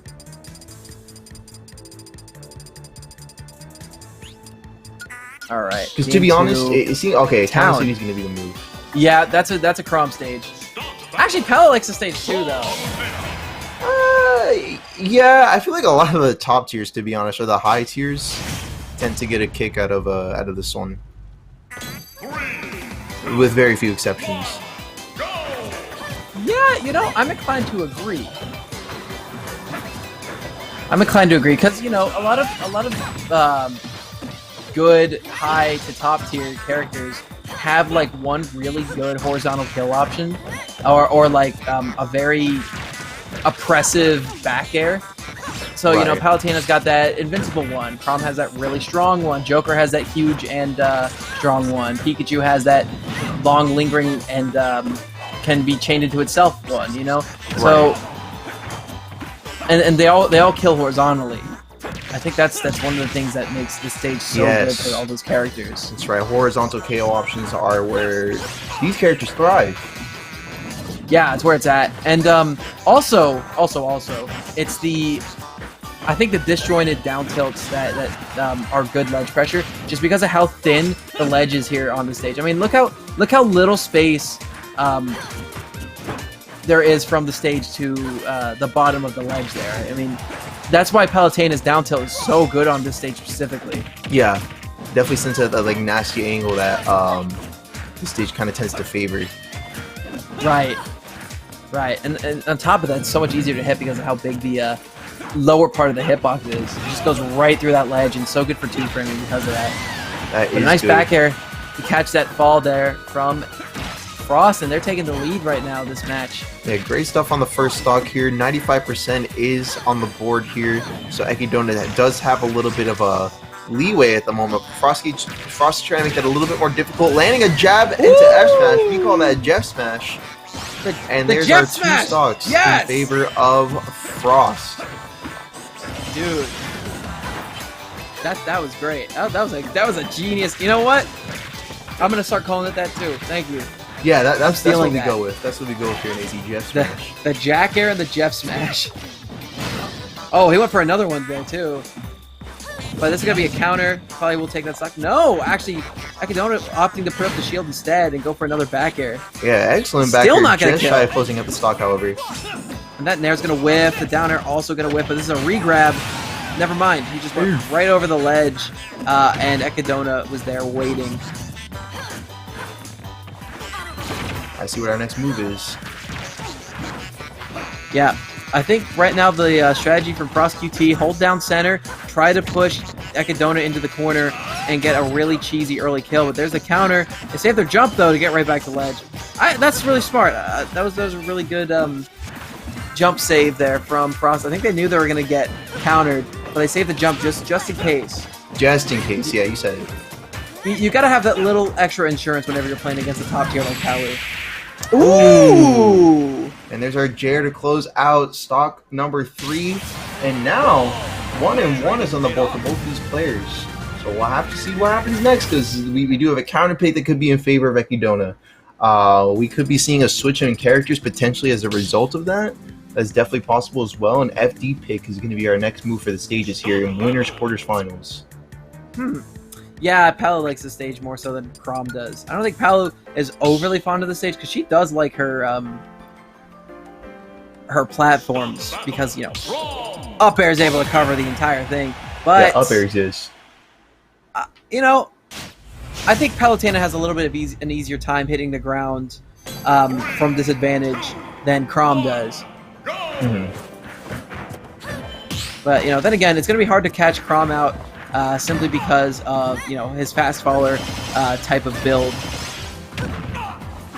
But that's not stopping Ekidona from getting a nice nair combo into that down air off stage. Right, Beautiful. Yeah, great timing to catch that up B as well. And we're seeing Frost off to a very early deficit. Yeah, really early deficit. So we'll have to see what Frost has planned to try and tie that up, because, I mean, this is definitely one of those situations where it looks like it's an even game, and then you look further down and you're like, wait a minute, what happened to the stock count? Something's not right. Right.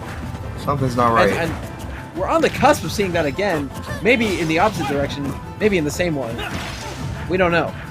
Yeah, we don't know quite yet. There we go. There's our jab. No follow-up just yet. Dash attack is going to get parried into a back throw. Great counterplay from Ekidona. Yeah, okay, but a good back air on that landing. Ekidona just going to go right back to ledge, try to get a little bit of iframes to help recovery. The jack air not going to be killing just yet. Very close to it, though. Yeah, there it is. That time. Dude, wait. Jack air is actually... And Jeff's man. Like, dude, we should write the rules. We're geniuses. Yeah, really great plays here from the both of them so far. Oh my goodness! What did I not see great plays? What happened? That was actually really bad. Frost. You spoke a little bit too soon there, but Frost did a good job of just, you know, coming from a very early deficit, getting the damn near neutral game at this point back in their corner. They haven't taken that stock yet, but they are on their last stock potentially in winner's side. But a jack air to help them get back into this thing. You said it. Last stock here for the both of them, so this would swing either way at the moment. Right. And it's not even close over yet, as already Frost evening it up and taking the lead, in fact.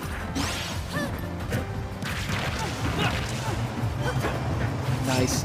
Nair. Nair is such a good option. It covers a lot of space, and with Crom's ground and airspeed, it is a really hard move to deal with, especially because it's disjointed. And it combos into quite a lot, especially Nair 1. Just combos into quite a lot of grounded options that Crom has at their disposal. Oh man! Right now, shout outs to that explosive flame though. Yeah, that explosive flame kind of came in clutch. Yeah, that we would have been seeing a jack air potentially at that percent. Oh, we're gonna see another one off that roll read in and an upset. Frost QT beating Ekidona.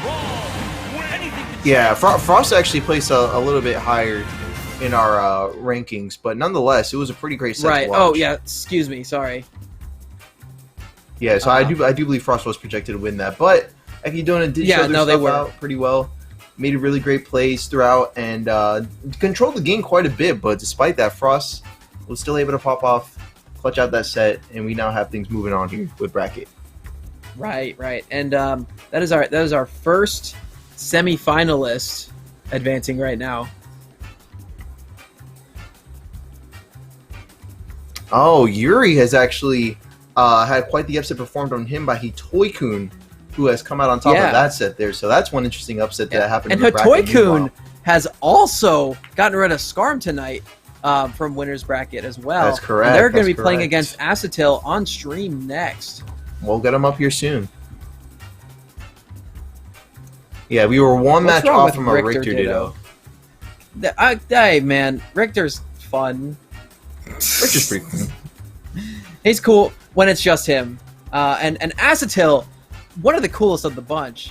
I can easily compare Acetil's performances to Dark Falcon here in Tri-State, or even I would even go as far as to say that they're they do some things that are T3 Dom-esque all the way out in SoCal. Yeah. T3 Dom, by the way, who just won MSM this past week. That's right. Yeah, from one richer player to the other, we got him coming up next year. Right. So, yeah, so I think Hitoy-kun is going to be warmed up to the matchup. But the thing about playing somebody who played the same character a second ago, the issue with that is that, the thing about Smash Ultimate as a whole is that people leave their own individual imprints on their specific characters that they play. You get to see a lot of their specific style come out. And Richter is one of those characters that can be played in a couple different ways. So let's say Yuri was, I don't know, a little bit campier, and you see Acetil going for more risks like we usually do. That is going to be something that Hitoy-kun might struggle with, is this new type of speed or this new type of gameplay coming out from Acetil. But already, we see them doing a really good job of playing defensively right out the gates. Yeah, straight out the gate. I mean, the percentage isn't really showing a lot, but there is still stuff that's going on. A lot of first impressions, a lot of reads on option select and things like that. And we're already seeing Acetil prioritizing that a little bit, catching some jumps with back here and what have you. Good down here. But we now have Hitoy-kun already getting a great job at establishing some of the stage control, but Acetil with an excellent response and even closing out the first stock in doing so. We now have a healthy 51% lead on this first stock. We see these guys right now just kind of trying to feel each other out and proc each other's defenses. But we saw Acetil there make the first blow, going high to answer Hitoy-kun's height, and answering with a long distance. Oh my god! Into the spike, keeping them off stage and kicking them down to the curb. Going way down low for that one, and paid out too. Yeah, absolutely. That's not a move I often see spike. Oh my god, and they even use the jab hold. Yeah, and actually it's pretty precarious how he went about that. They're really intuitive, using specifically like swinging up and down as opposed to in a circular motion like most people would be inclined to do. And it can be good for juggling certain characters depending on their weight class or their positioning relative to them. So really smart stuff from Acetil, even in those small intricate moments. Man, and down throw forwarder. Down throw. Unceremonious finish with no kill screen or whatever, just results. But one heck of a result here for Acetil. Great first game here. 3 stars. Yeah, that's what I'm saying, dog. You can't ever say, oh, I beat this guy who plays this character. I should be totally okay for this next guy playing the same character. No, because Acetil is super aggro with how they play. Oh, yeah. If you're going to be ranked in our state, you got to hit different on the Belmonts. That's facts. True. And Acetil, one of the best. Yeah, well, definitely the best that the state has to offer. Though, I mean, we have seen like some really good plays from our other players. Like Yuri's definitely been showing out in his bracket results as well. Dishonest Mom, also known as Medusa, she's been making excellent runs as well. We even saw like a couple of streams ago, she's been making some crazy plays, crazy results as well. So shout outs to them as well. But meanwhile, Acetil taking this to game 2 right now. Really dominant first game, so we'll have to see how things play out, or see if Hitoy-kun has something up their sleeve, given that they were just coming off of the Belmont matchup just before this set. But that's a really beautiful combo already from Acetil. I mean, the extensions they were able to get there were just pitch perfect.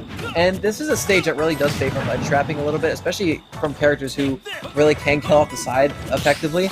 Right. Both these characters have that, especially with how much space Gordo locks down, and the high ceiling is going to make those little conversions a little bit more difficult for Acetil to hit.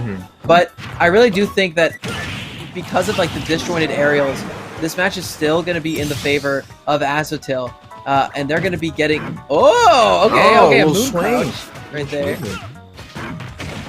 That was kind of cute. Little swank on there, you got to appreciate it. But already, man, one stock in favor of Acetil, not wasting any time on the second match here. Meanwhile, Hitoy-kun is still trying to figure out how to go about this. Oh my goodness, off the top, no KO just yet, but yeah, putting him in a bit of a precarious situation. It's going to be a regrab too. And Hitoy-kun SDs. miscalculating how many jumps they had. They tried to go for a Gordo to help stall out a little bit, but unfortunately, Yeah. that just locked them into a bad situation. And they're already off stage again at quite a high percent. And now they're just getting ledge trapped. This is a clinic right now.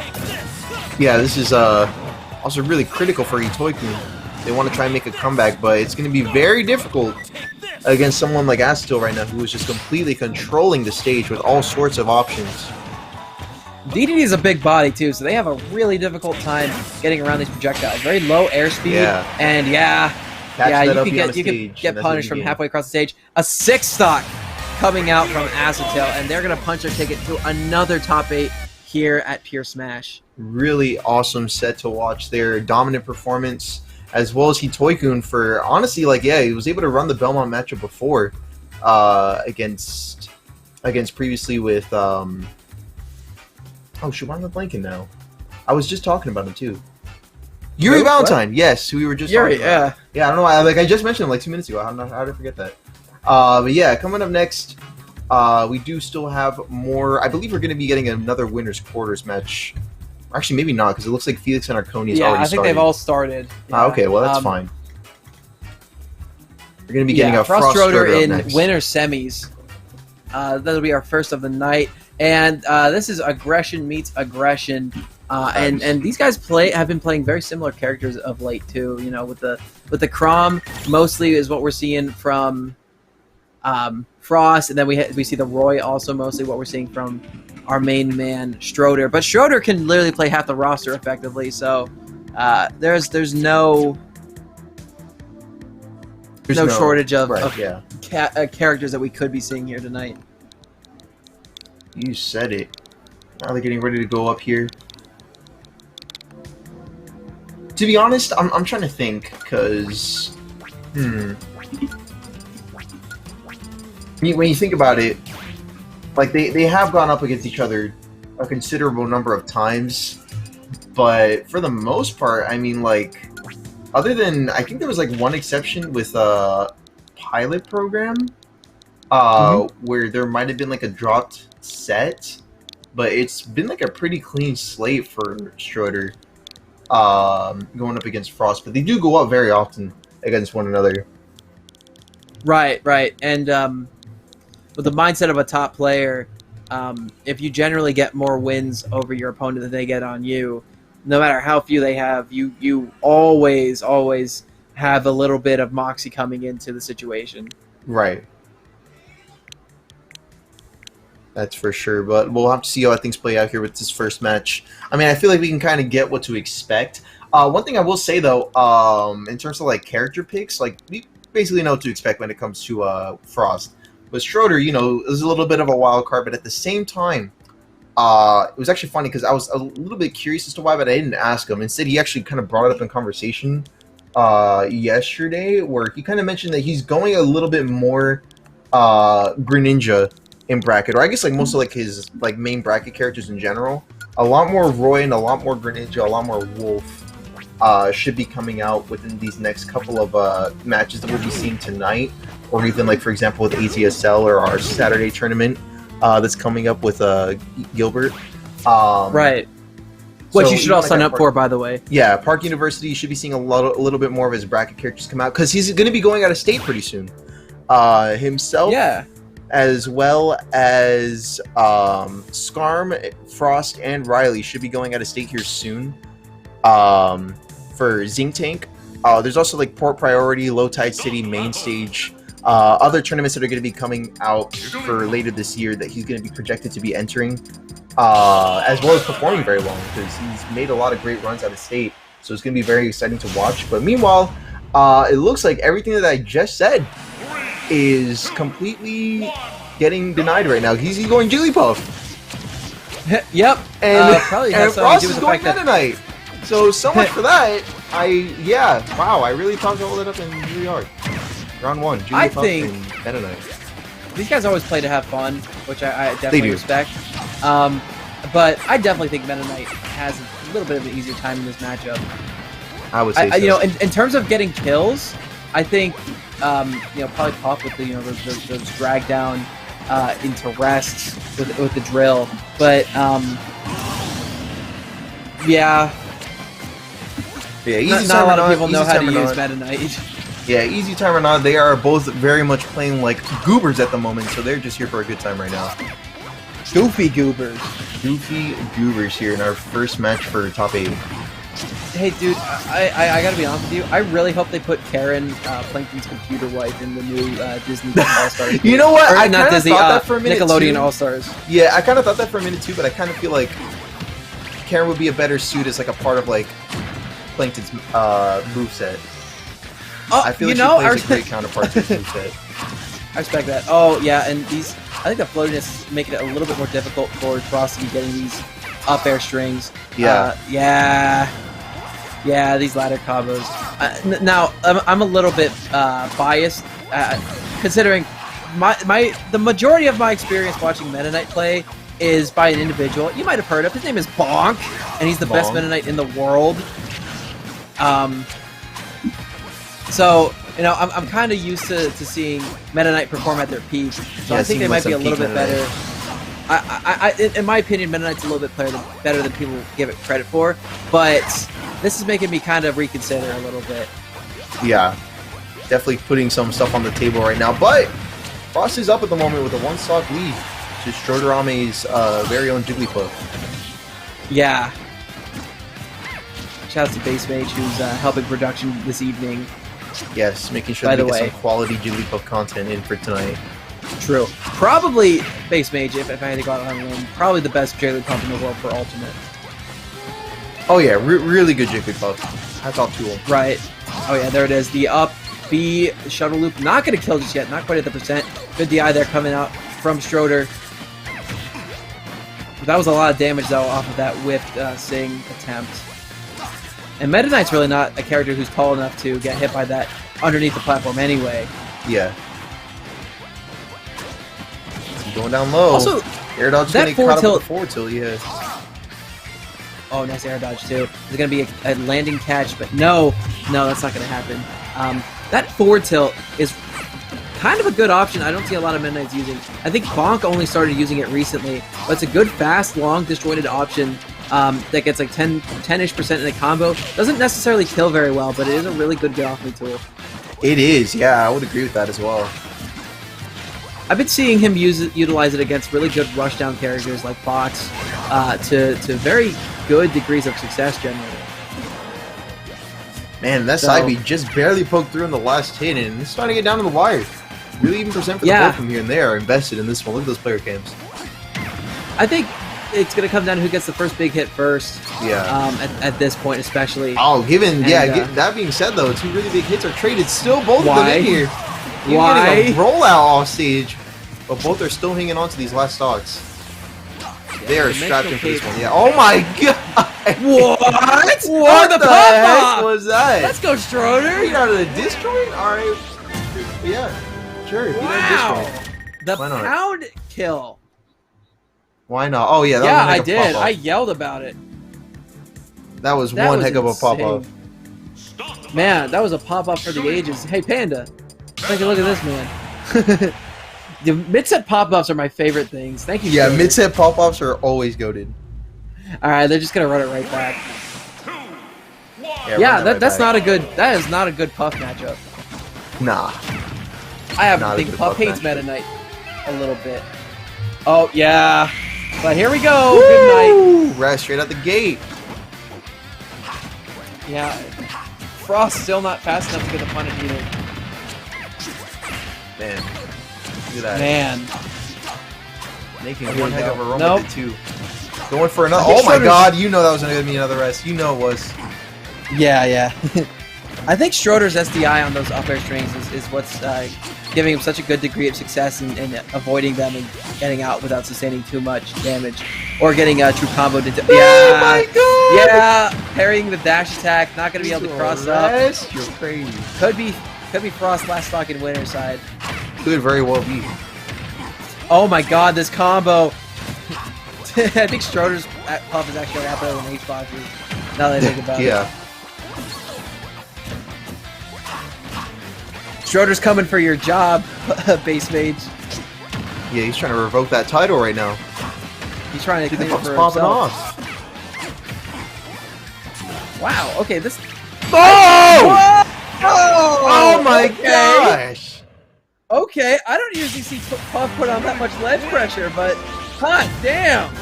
Dang.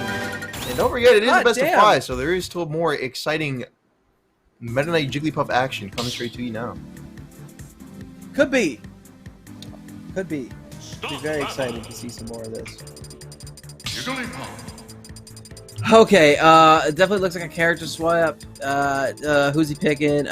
He's going around. What are you gonna do? Oh, the Ike. This is like unwinnable borderline for Puff. Yeah. Definitely chose like an unwinnable matchup here.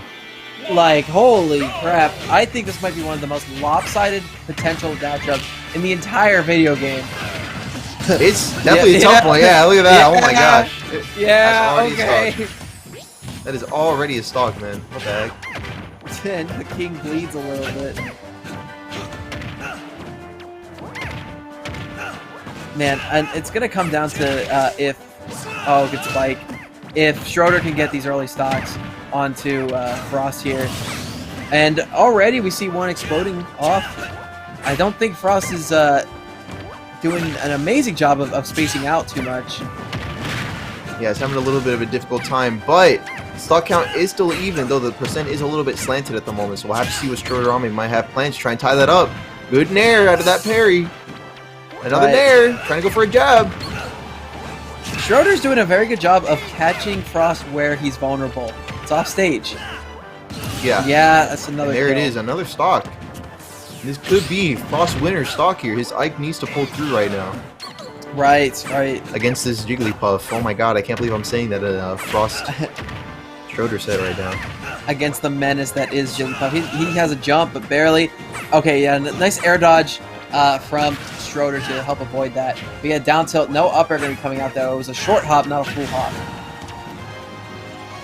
And Nair no longer a combo tool. He keeps doing No longer- rollout off stage. Why does that bother me so much? What? He just keeps doing rollout off stage. You know, it might hit. Okay, good back air from Frost QT, or KQT, excuse me. Yeah.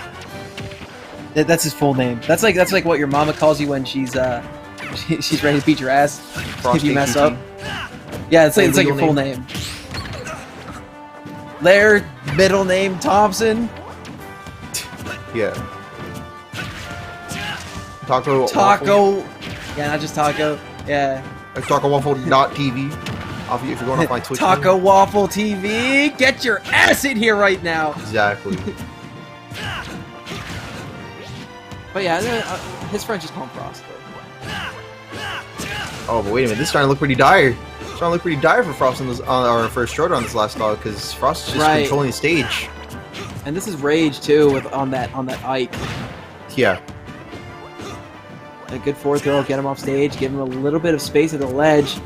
Trying to keep Schroeder cornered. Schroeder seems very comfortable in the corner.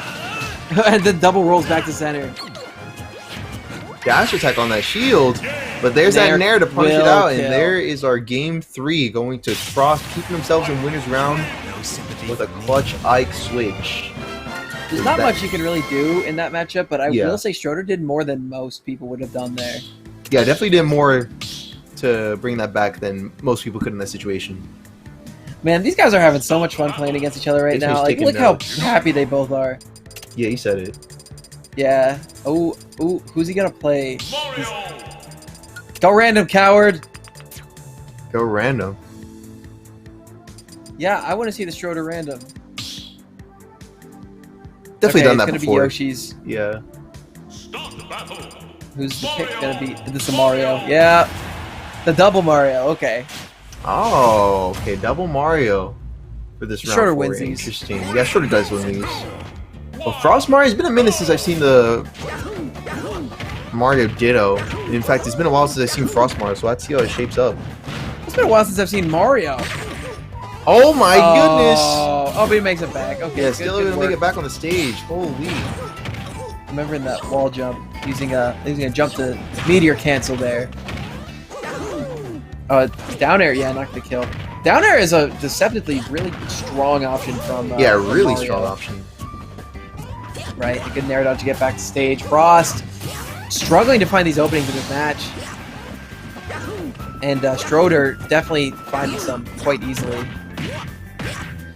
Yeah, now this first stock is going to be in Schroeder's favor, only at 47%. Right. But then again, you could see like a couple up airs into a forward air though. Like we're gonna be seeing here. Or we could be seeing Frost on that last stock, man. One solid string into one powerful forward air is all that's needed for Schroeder to pull this out in a 2-stock lead. He can still come back. Oh my goodness, okay. yeah.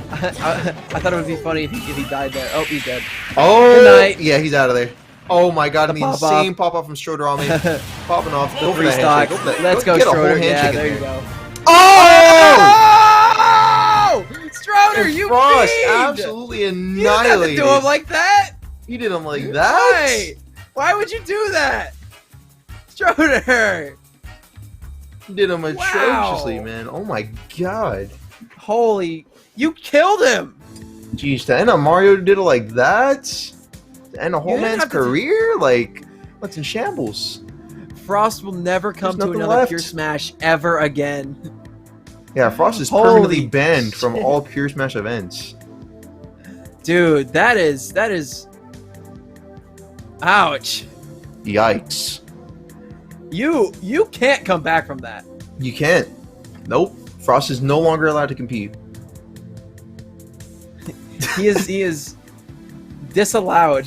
What a whack finish, man. But up next we have Felix and Astil.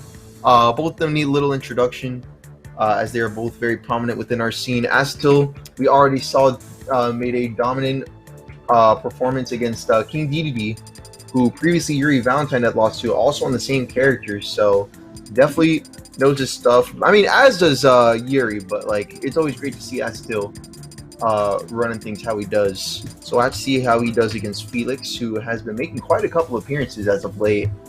Yeah. So they do have experience with one another. I would say that Astil does have slightly more wins over Felix, so we'll have to see if that's changed now that Felix had a lot more exposure to a lot of different matchups as of late. We'll have to see if any of that has changed going into this next match here. Yeah, and I think the Belmonts really struggle in the Fox matchup, dude. I'm not gonna lie to you. Yeah, it can be rough. I do expect Felix to be going for the Min. Is a warm-up character that they seem pretty prominent with, actually. But we'll have to see here. I'll actually be right back. I'm gonna fill up my water, and I'll be back in time for this. I'll probably be doing that after this set anyway. But sure thing. Yeah. If it starts with that, you all hold it down. So, chat, let's think about this matchup real quick. So, grounded options. Fox has more. But, like, Fox is going to be looking for combos the entire game. Just to get Richter in the air in disadvantage and start slamming. That's what Felix is going to do. If it is the Fox, but it is the Min coming out first. So, this is going to be Disjoint City coming out here, folks. So, let's get ready for that. I think Cross is going to be a really good move to be using here, especially returning Cross, because it will be going through Min's arms. And we already see it coming out right away, but the Reflector, reflecting not only the return Cross, but also the Holy Water. And Felix showing that she is no stranger to this matchup, and she's going to be feeling pretty good about this going forward. Already, we see the platform coming into effect here, threatening a lot of aerial strings and combos from Acetil. All right, I'm back here. Looks like you're still on even stocks, still 3-3. Nobody got gimped? Yeah, no, nobody got gimped. These guys are playing a pretty even early game here. I think the platforms and the verticality is going to help Acetil a lot on the stage specifically, and in this matchup. But I think also returning Cross is a good option. The thing is, though, we've seen it attempted twice, and both times Felix was ready with the up smash Reflector. Yeah, that's kind of what I'm noticing as well. And honestly, like a little bit of metagame too. That's like probably. Oh, wait a minute. Yeah, we're seeing that right now. A little bit of metagame that's actually pretty good for Felix is switching to the Megawatt, as it does add slightly more weight onto the character that can keep you in just a little bit longer. And it seems that kind of paid out just there. Yeah, no, definitely a smart swap there. for Felix. Felix is trying to seal to all of his stock right away. Oh, there nice it is, stuff. the tilt with the megawatt. Landing 2 of those arms in a row, piling on to 20% on the second stock here. Astil's got to do something to close out this stock if they want to keep themselves within a competent range of his opponent right now. There you go. Yeah, there it is. Good kill. Keeping Felix at the ledge and is able to get him out with that F-tilt. F-tilt's a really good option. The problem is, it is fast, but it doesn't linger. It's only active for like 1 or 2 frames. I think just 1. Yeah. It doesn't really have a lingering hitbox. Whereas Min-Min's arms are active for a very Yeah, they're long like time. biannual. They stay out for half a year. Right. And there's 2 of them, so that's a full year. There you go, yeah. I know that. There we go. Good forward here. And excellent Yeah, spacing on that okay. axe, even if it didn't land. It's good to see like the readiness to catch, like for example, like what could have been like a neutral getup. Yeah, okay, and there's a jump air dodge to help survive the first aerial offstage. But the second one gonna answer right back and give the stock. Oh advantage. man. Only nice. fleetingly to Acetil.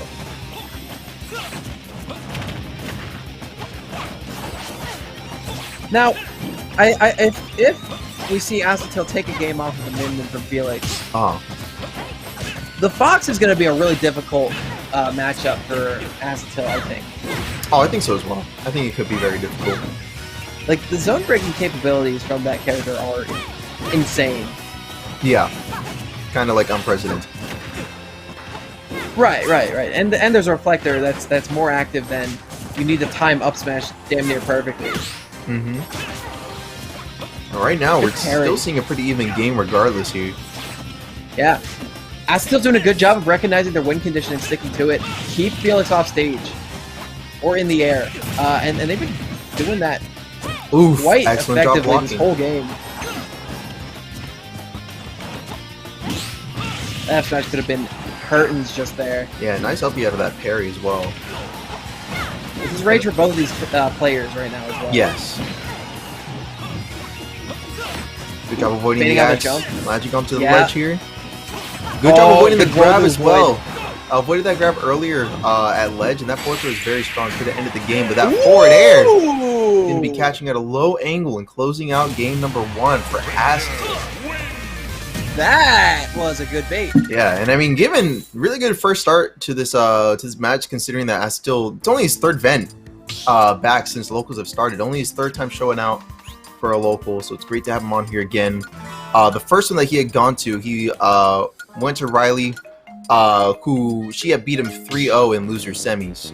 So with all that considered, the match was close, but Acetil is off to a great start for reestablishing himself in the local scene. Yeah. We've seen them have a pretty good degree of success. I think this is their 2nd top 8 here at Pure Esports, or Pure Smash. 2nd top 8, that's right. Yeah. Well, they made a pretty good run last time as well.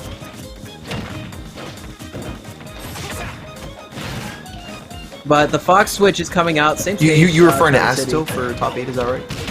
Yeah. Okay, yeah, that's right. And these up air strings going right to work. Felix has not been hit yet, using that mobility to help avoid a lot of Acetil's options. Ooh, excellent up smash though, and that percent is starting to pile up on Acetil in his first stock. That percent is piling on at the moment. Great job glabbing onto the ledge. Let's see what our next move is for Felix though. She's making a great run so far in this first stock. Putting on a lot of pressure. Wow, even that down smash is going to push him off the stage. And it's a bit of a tricky situation right now for Acetil. Has to play it very safe. And yeah, but the mobility from Fox able to catch that landing. No dice, and like landing is going to be really difficult for this character in this matchup, I think, as well. Richter yeah, with that's kinda not showing too his many stuff safe already. landing options. yeah, it's kind of showing to prove pretty difficult at the moment. Right. But I think the best option that Acetil has is that grounded F-tilt. Because Yeah. it comes out wicked fast and covers Look a at lot of this space.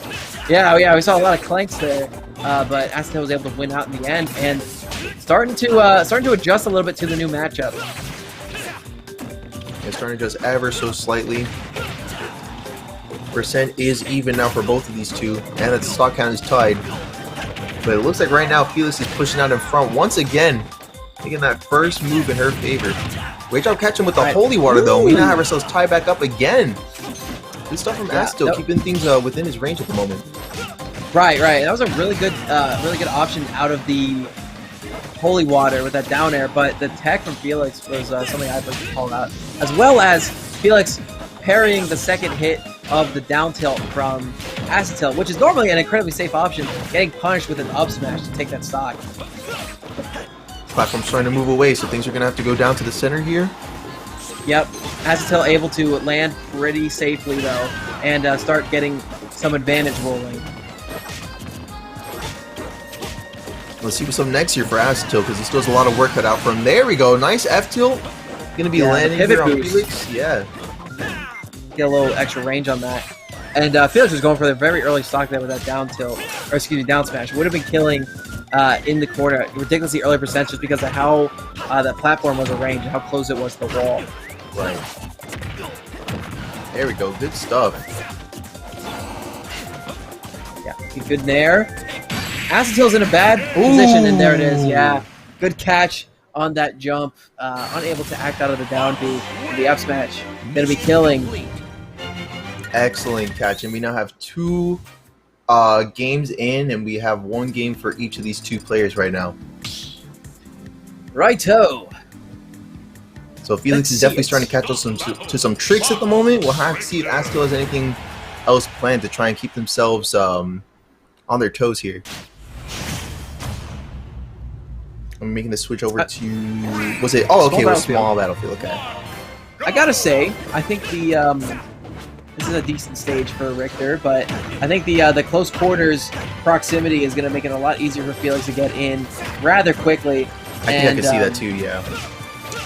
And the constant platforms are going to be really good, I think, to help avoid some of the more straightforward options for defense that Richter has.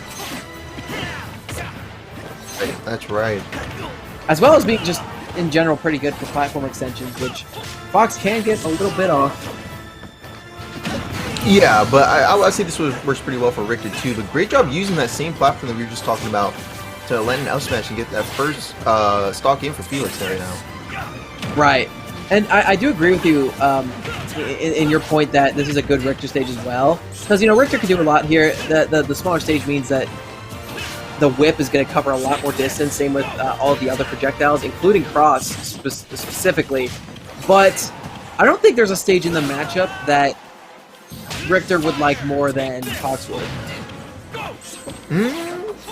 I mean...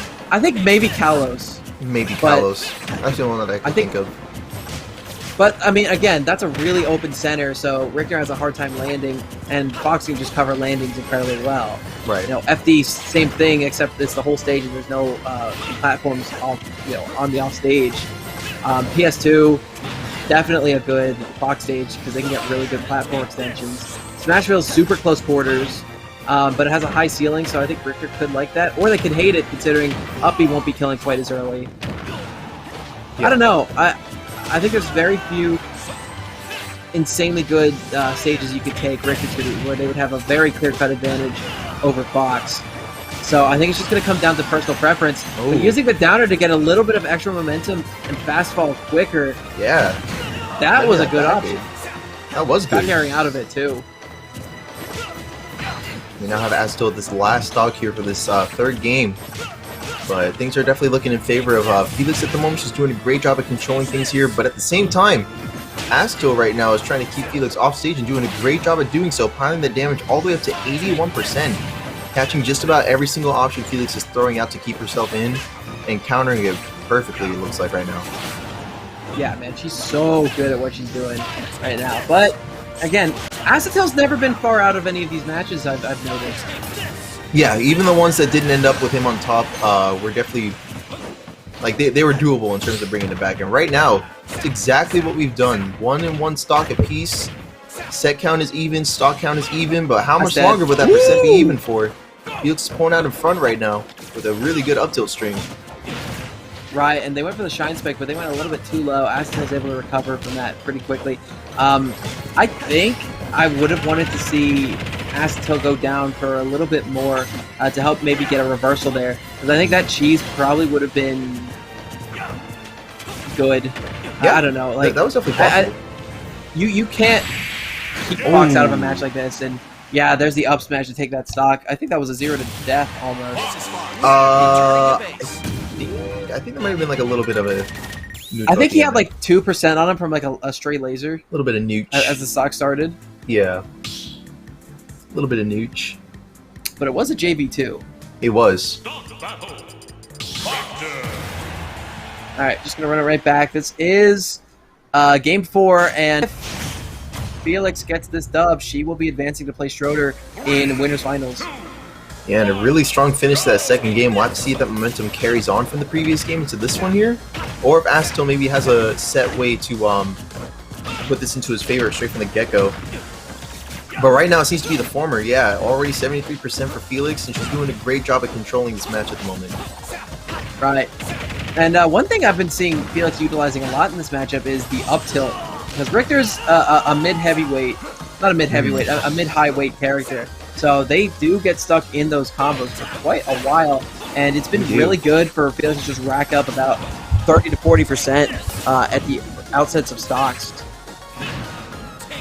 Good forward throw, however. And a high recovery. Ooh, and a good mix-up. Not expecting to fall through the platform, but that was down good air to off up of the B. top. Great cat. Yeah. Great follow-up on that, and that's going to be the first stock cue on Astil's end for this game 4. But meanwhile, still falling behind a little bit as Felix is still piling on that damage, bringing up to 74 all the way up to 82. And even there's still a little bit of work that Astil has to work on. Right. Oh, misspaces the up smash a little bit. I think there's a mistiming. That would have been not huge, but it would have been a lot of good percent nonetheless in general. But this is Felix in the corner. There we go. Good down air. Or down tilt, I mean. Yeah. It was like it's like a down tilt, but like that puts you into the air. It's kind of interesting. There it is, and then there's forward air. Azatil still lifing them yet. Ooh, that was a bold option too. Yeah, using the nair to cancel the up smash. That was pretty ambitious. Yeah, very. But I'm so glad it worked out. Let's see what else we got here. Good stuff from Azatil. Keeping this one stock lead. But Felix is dead set on tying this up, landing just about everything she needs to. Just falling short with that up air, but an up smash to catch the air dodge. The same one that was used to get out of that up air and up smash is going to be the punish option for that. And we got our tied stock count once again. I've been saying, oh no! Unfortunate. And that is going to be a handshake. Bittersweet one, man. Yeah. That was unfortunate. Menz was on his way. On his way to closing that one out for him.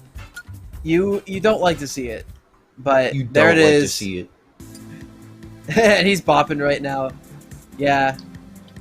That's still with one of the better Richters I've seen. I'm very happy that they're here this evening. I hope we get to see him again tonight. Yeah, I was gonna say I'm very happy they're still in the bracket too. They still have a losers run that they're able to make. But in the meantime, Felix, she's gonna be moving on to the next round and making attempts at closing out winners finals against Schroeder Ame. That's gonna be starting up here in just a moment. Yeah, we see Schroeder coming to the setup. The man himself. Are we gonna see the Minmin to start off, or will Felix go straight for it? No, we're going straight for the Greninja. That's what I was talking about, man. That's what I was talking about. And the hug. Oh. Especially in the later ends of this bracket, Schroeder's planning on going a lot more of the characters that he'll be expecting to go in bracket, which is definitely not limited to just Greninja. So we'll see how this first match plays out here. It's playing for keeps, playing for practice. And we saw Tilted earlier with the supporter in the corner showing a little bit of affection before the match starts. And we saw that go pretty poorly for Tilted earlier this evening. So maybe that hug will spell a disaster for Schroeder in this game 1. Right now, Felix is making a good case to say, screw the power of love. And, well... Dang, yeah, the homie support pulled through on that one, and we now have our tight stock again. Okay, I got you. I got you. I believed in yourself. There we go. FD. I think it's the first time we started on FD tonight, isn't it? Yes. We've been here before tonight, but not as a starter. Yeah. So that's a little bit interesting to see. We have our back throw, putting Felix off stage, catch him with the water shuriken, but not catching a jump. Instead, we get forwarded to catch out that entire second stock, and we now have Felix sitting at the last stock here. Meanwhile, Schroeder Ame is sitting at 2 stocks still with a 1 stock lead. Yeah, but you know, just to answer your shock a little bit earlier, I do think that, and it is pretty well known that FD is Greninja's best stage in this game. So I'm very surprised that it went unpunished from Felix. Nice. That was a nice little combo there, but it could have been a hype thing if it killed. It didn't though. It would have been hype. Yeah, and Schroeder showing they have quite a little bit of character matchup here. Last stock situation here in the first game already. Yeah.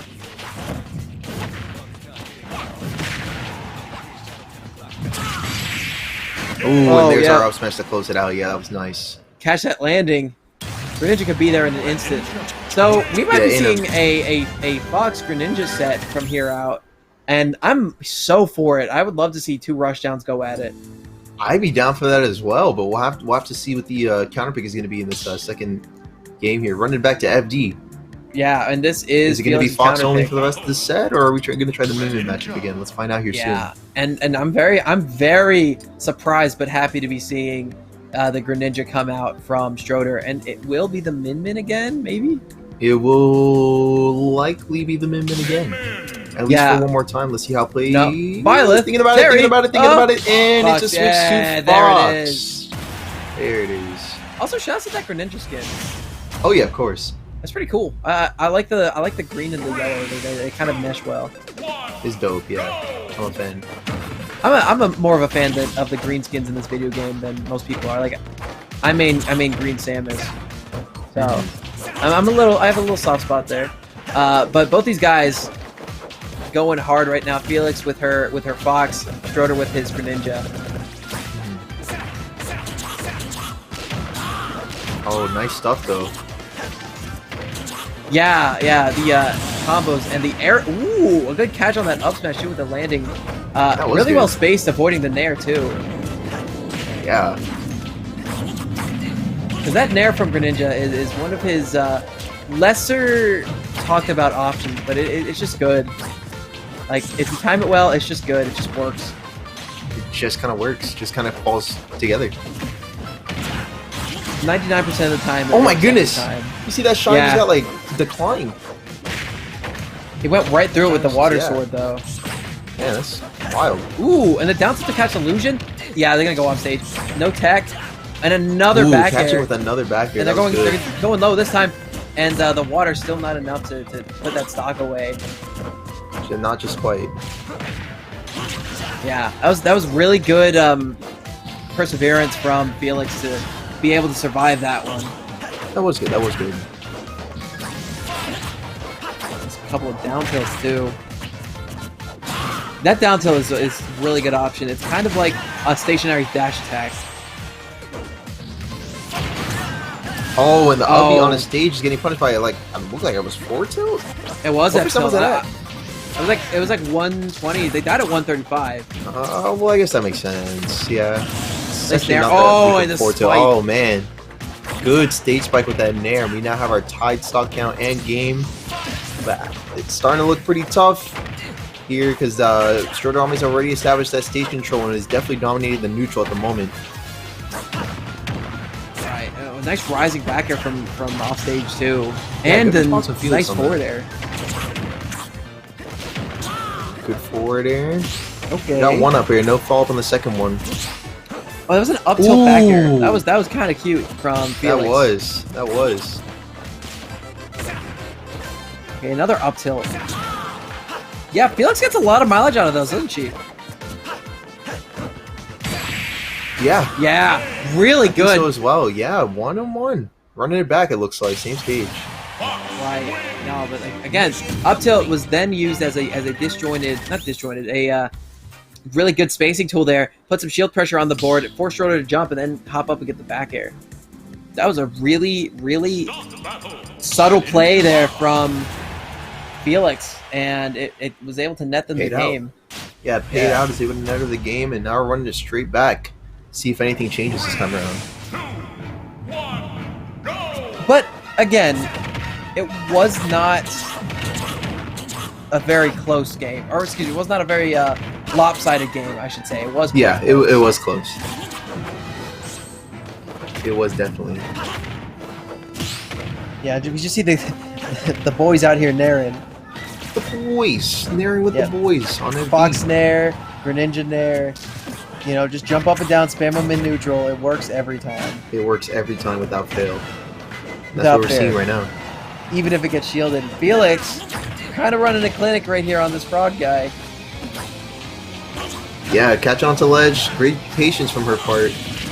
Oh, jumping in a little bit too early, getting caught with the water shuriken, followed by side B. And what a slick finish to stock number 1 here for this third match. Yeah, slick is a good word to use there, man.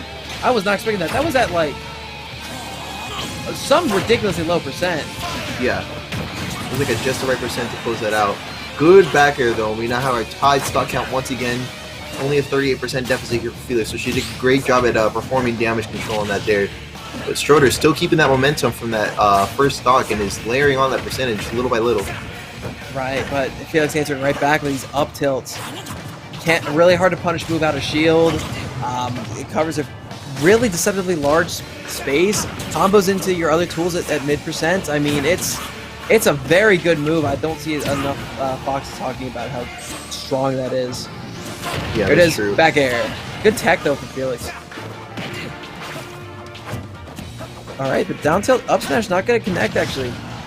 Not going to connect just yet. Let's see what else is coming up. Good back air. Neutral B's not going to land quite yet. That overextension on the ledge is going to get punished by up B. Both of them are trying to get themselves back on stage, but Felix at the same time is trying to reestablish some stage control on the second stock apiece here. She's doing a pretty good job keeping Schroeder on his toes right now as she's letting out some forward tilts. Yeah. Both these players trying to take the stock before the other one does. I mean, that's how you win the video game, but Felix is going to strike first. And trying to shoot right back. Schroeder not going to be able to take the stock just yet. And Felix is already starting to stack up the percent. Yeah, already piling on that percentage here. On this last stock for Schroeder, 45%. Let's see if we can get it up any higher. 51, 70 off of the up air. Almost getting a second up air to follow up, not just yet. And at 144, Schroeder has Felix off stage. He's going to get hit with a roll by forward air, and we have our tied stock count once again. Okay, this is still looking quite tough for Schroeder. Playing against a pretty solid defense of Felix. Felix is doing a good job of just keeping herself safe this match. Not overextending too much, using your good landing or your good options to catch the landings from Schroeder. Not overextending. I think I already said that. But also, but it's important. It's true. Using those up tilts to really help zone out a little bit. Oof, and up smash is going to be closing out game 3 in Felix's favor. She's up on the set count, or on the stock count, she's up on the scoreboard at the moment. Yeah, up on the scoreboard at the moment. But it looks like we're going to be running it straight back. Same matchup, same characters. And we'll have to see if Schroeder has something figured out for closing this out. Right. He's going to be going with base Greninja skin here. Whereas Felix still rocking with the black skin Fox. Ooh, I could have phrased that better. The black jacket Fox. There we go. Yeah. I do like default Greninja though. Yeah, it's pretty clean. It's a very good design for Pokemon. But then again, the shiny one, just come on. I agree. Black and red is a really sick color scheme. I actually like white with red highlights a lot. That might be one of my favorite color schemes. White with red highlights. Yeah. Blue and yellow's pretty goated as well, though. Yeah, that is pretty good. Now Felix is Ooh, wait, okay, that was actually a really good punish on that up smash, because that was actually giving him some trouble in the previous game. Right. We even saw like a stock being taken by catching neutral get up with that move, so that was actually a great response, just landing F smash, especially considering that Greninja can fall pretty fast. Yeah, yeah. Ordinarily, I think Schroeder would have probably tried to autopilot and go right to ledge there. But, you know, good wherewithal to say, okay, I don't want to get up smashed here, so I'm going to get around behind Felix for that punish. Right. Speaking of punishes, that landing going to be covered in spades there. And it's Felix with the stock lead yet again. Once again with the stock lead, but that percentage is starting to climb, and Schroeder's not going to let it slide for much longer here. We'll have to see what he does to close out the stock. Yeah, and Felix already getting right back to work. Dash attack into an up air. It's going to be avoided like the rest of the string is, but forward air still not going to kill. It was from the other side of the stage. Got one hit of the back air, and it's going to whiff on the other forward air.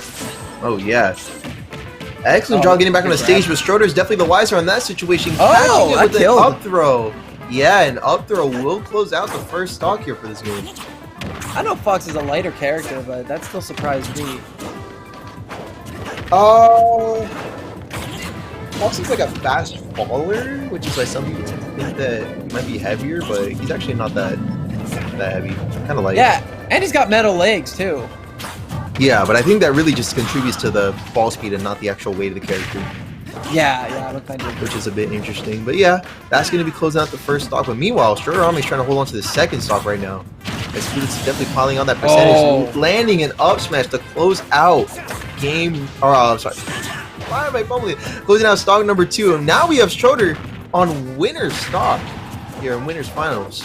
Yeah, and this is a first for us here at Pure Smash.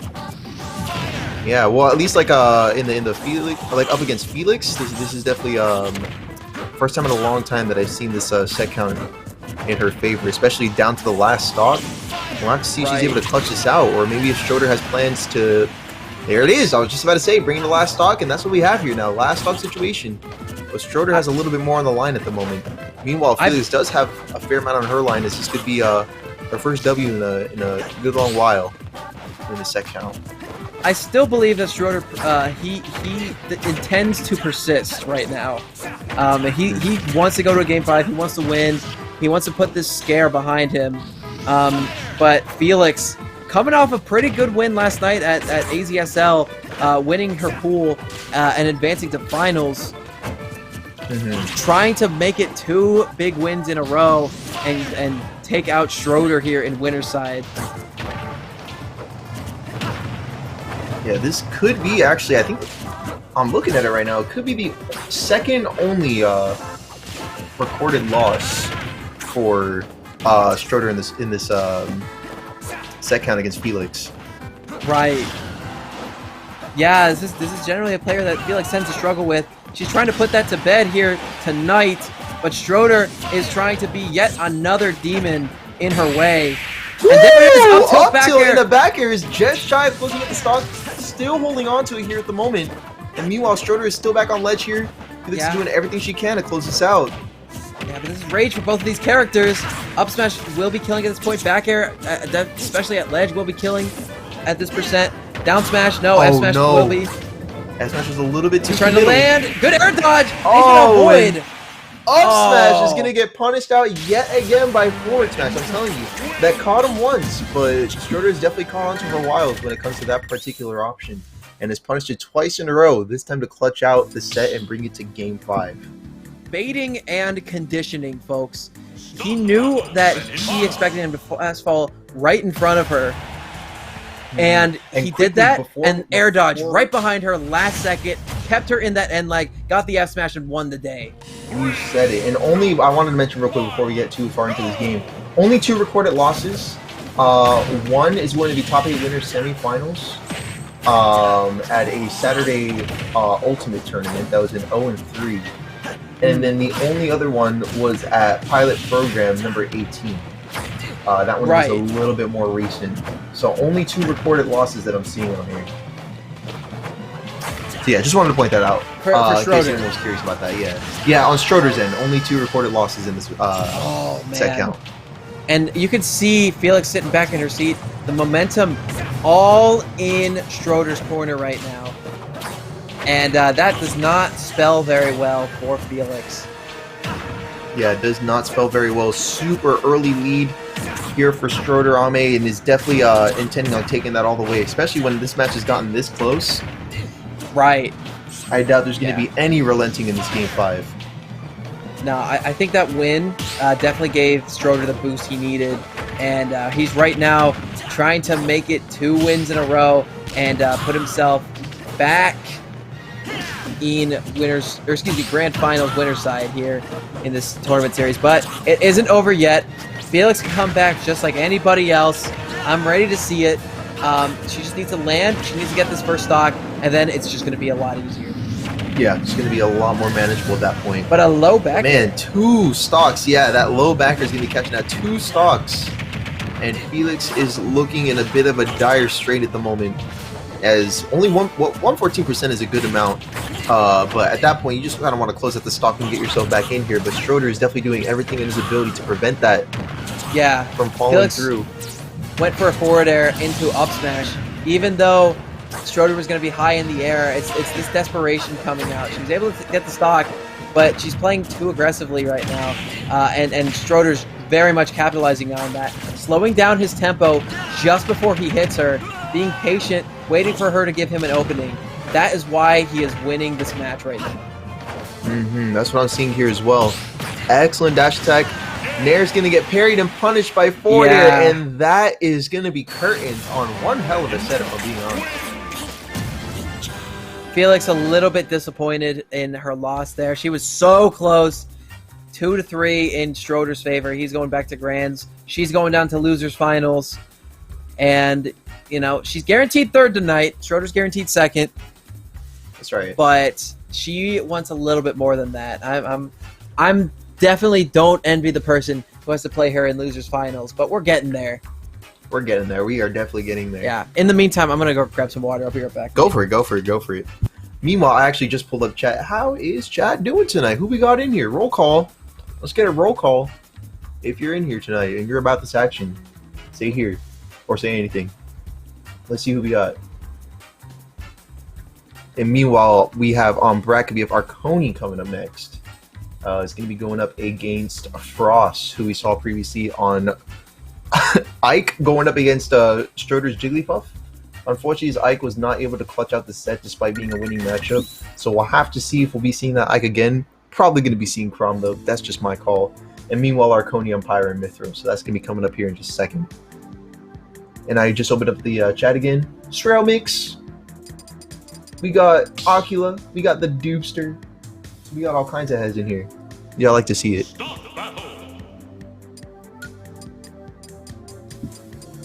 Oh, and Seabass. Gaming icon. Iconic snake player, man. Basically synonymous with the character. That's great to see. Alright, we got our fist bump. And we got our game loading screen. That sounds to me like it's time to get the set started. So let's go ahead and do that. I didn't actually catch the starting stage. It looks like PS2. Kind of what I figured. So let's go ahead and get right into it. Is that Bethel making a run? And losers, actually? Let me see that real quick. Oh, yeah, look at that. Going up against Epidona at the moment. Or if they haven't already, they're about to get started. Okay, cool. Good for Bethel. Good on him there. So going back to this match here, it looks like we do have some pretty even neutral at the moment between both of these two. So that's good to see. Oh, no, you didn't miss too much. We're still even on stocks. It's Frost going up against Arconi for losers quarters. Classic high-tempo sortie battle. Yeah, that's what we're going to be seeing through and through. Because even if, like, I doubt Arconi's making any counter picks, and if Frost were to, it'd be to yet another sortie with Roy. So, there's going to be some sortie action at the moment. Yeah, Arconi's been making really good work of this Aegis pick as of late. Because you know, we do know that the Joker was a really good pick for them. But I'm surprised they were able to switch mains and already have this degree of success so quickly. Yeah, really great success rate, but right now, Frost is challenging that rate of success at the moment with a really good follow-up to close out the first stock. And Frost and Arconi, I don't know. I'll have to look that up because I'm not sure how many times they might have played each other before. But I know for sure they've definitely gone head to head. Yeah. Oh Okay, man, okay. nice and he kill had a there tight from stock Marconi. count now, yeah, look at that. He's got a Alright, tight well- stock count. What was the kill there? What happened? I was actually looking up the name, so I actually didn't catch that. Yeah, I didn't either. I was just kind of looking. I was like, wait, what just happened? Where did he go? Oh my goodness, okay, air dodging off stage, we got ourselves Yeah. back on. Don't worry, Arconi's good. Ooh! Yeah, Tony's still chilling at the moment. That F smash is large, and it hits Yeah. like a damn truck. So He that's gripped and definitely ripped something to you wanna be take that careful stock. for. Yeah, even at 56, you still want to be super wary of that. Nice that tilt too. You know, I happen to believe that Crom might have the upper hand in this matchup, specifically against Mithra, simply because his sword's just a little bit longer and does more damage. Yeah. what I would about think so you? as well. Yeah. I kind of tend to agree. Yeah.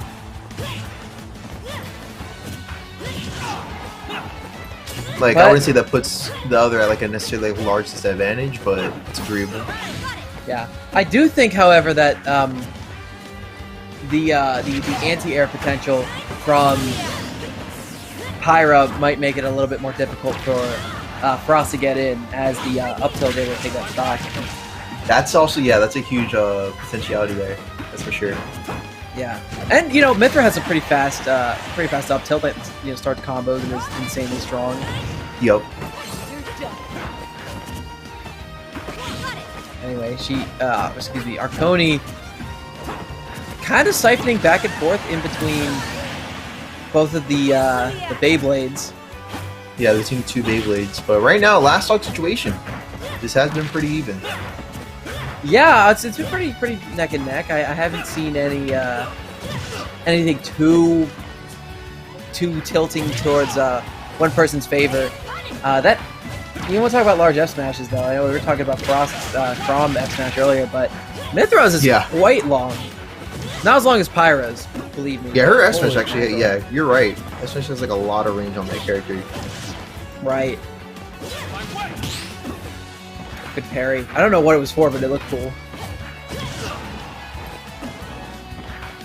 Oh man.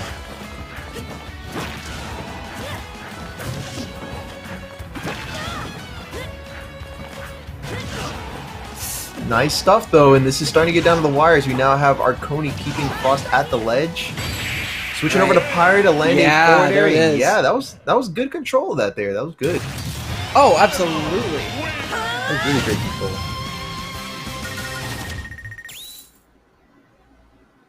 And we'll go ahead and move into the next game here. Also, I wanted to mention, I did look it up. Set count for these two is 2-2, 50-50. So Huh. this may very well be the tiebreaker tonight. Well, that's a good thing for these guys. I mean, that's motivation enough. Like, if you have even set count on people, you want to put that more in your favor. For sure. Look, when you could be at a huge advantage, or a definite advantage, you would prefer that over being tied. Yeah, I would rather prefer that if I were in that situation too.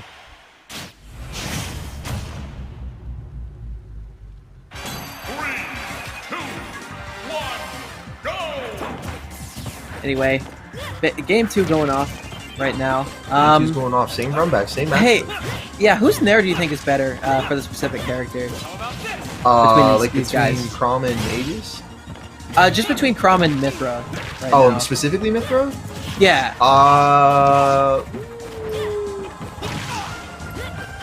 Straight up, like not to give you like a non-answer or anything. They both like have basically the same utility. They both string into each other. Yeah. Well, okay, actually no. I'll give it to Crom because Crom can land like a super powerful F smash off in there without having to like switch to like Pyra, for instance. So, Okay. Like I guess like Mithra could technically do that too, but the S smash just doesn't have as much payoff. Right. So, Yeah, and yeah, I'll give that to Crom. okay, thank you. I was just curious. I think they're both really good. Like you said, I really do agree with the point you made before. Nice. As the stock trade comes out, that they're both they both have very similar utilities. You know, it's comboing and also keeping yourself safe because it covers both sides of you.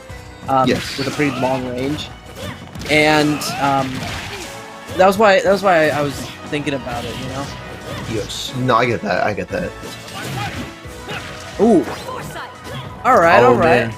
The foresight's coming out, but not too Yeah. much really happened off of that there. I'm very convinced that most people foresighting is completely on accident. Yeah, I swear, like half the time, like people don't really react out of it because like they probably don't even expect to do it. It's like, oh, I was just trying to do a normal air dodge. Yeah, I was just trying to air dodge past it. Same conversation with parries actually too. Yeah, same combo. Yeah, it's just oh, I was just trying to drop shield. I didn't expect that to hit me.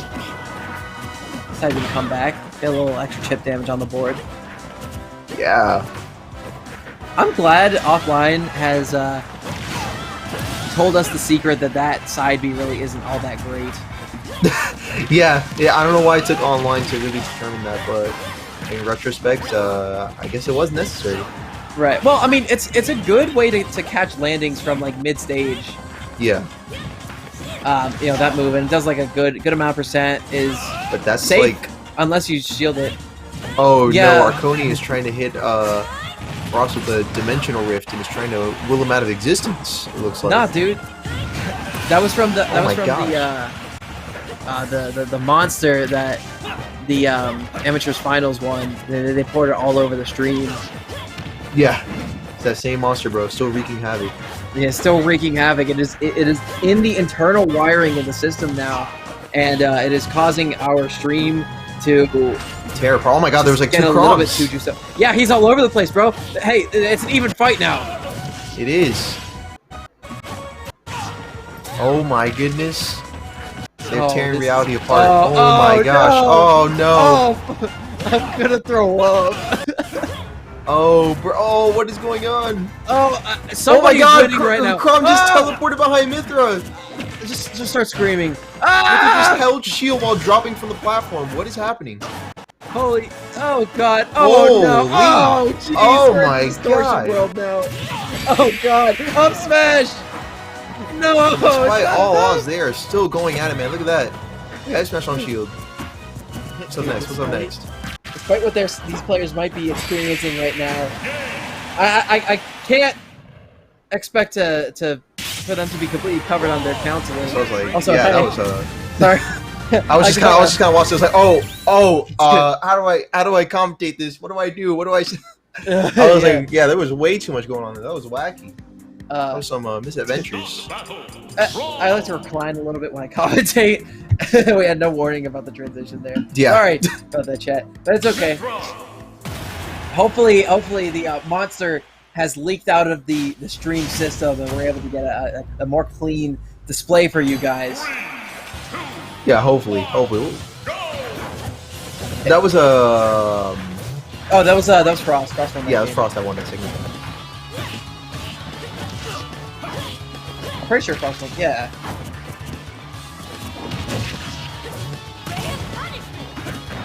I mean, it was very hard to tell, Yeah, it was very hard to tell. but it's okay. I really gotta talk about Arconi going for the Chroma Dust and that one. Ooh, that ray of punishment. hitting Frost off stage Ray of with punishment Chrom's definitely bad hit recovery. different. Yeah, you said it. It's Chroma Okay. Dust and Yeah, Chroma Dust is like the multi-hit one. and it's a then multi-hit Ray- one, and then Ray yeah, of Punishment is like that one solid Ray of hit. Punishment. Thank you. I always forget that. I don't even know how. I played Xenoblade 2 the whole way through. I liked it. Yeah. And now we have Okay. our third match here. One on the board for each of them, but one stock deficit for Frost. So what his Right. game plan is to get this tied up remains uncertain because right now Arconi is still putting in that work on that second stock, trying to bring it down to 1 already. Yeah. And doing Anyway, a dang good job at it. Real quick, we have a bracket update. An upset comes out. Bethel 3D takes it 2-0 over Ekidona. Nice, and they're So- going to be going up next against Acetyl by the looks of it. Yeah, so Ekidona filling out a bracket early after a very good performance at Okay. the AZSL first heat last night. Okay, I'm looking then. Looking forward to that. Yeah, they go out to 7. So, winner of this set will be playing against Arconi or just 3D, depending on who wins. That's So, the word. okay. Sounds like a plan. We see Frost able to take that first stock away, but they are at quite a high percent. We don't see the pyro switching in just yet. What do you think that is? Yeah, I don't know, to be honest. I mean, we did see pyro switches before in the set, but a little unclear as to what the game plan is with Mithra, given that they do have the lower damage output of the two. So I'm a little bit curious myself. Right, it's not even necessarily that. It's more so the knockback for me right now. I think Yeah. they just... I think Arconi wants to still be in a safe position. You know, and they're able to get the kill off of like a good whiff punish, for example, an up smash, like we just saw there. And I think they just wanted to make sure they weren't playing a character who tends to struggle when she's getting comboed, so that they could take very little percent early on this second stock for them. There we go. Good stuff. Yeah, good stuff still coming out from Arconi regardless. Because I mean, again, I'm still a little bit curious as to like no pyro switch, but oh, there it is. Okay, cool. I remember I was like, you want pyro? All right, I got you. All But we gotta this do is is the ask. percent where you can get some really early cheese with pyro. Yeah, that's true. Pyro! You can get that down air into up smash. I think this is a good percent for that. But also, you can get the side B into up air, as we demonstrated just a second ago. Yeah, just a moment ago. Yep. Still sticking with the pyro. Okay, Oh. good prominence revolt. Yeah, that was good. Ooh, you know, I've been seeing Arconi go for forward air in the corner instead of F tilt. I think F tilt's a way better option. Bigger, covers more space. I think it kills a little bit earlier. I don't know if it has less ending lag, but I'm not too feels sure like either, it actually. might. Yeah. I think I it wanna say does, it does simply as well. because you have to jump and go for a forward air. Yeah, I want to say it does as well.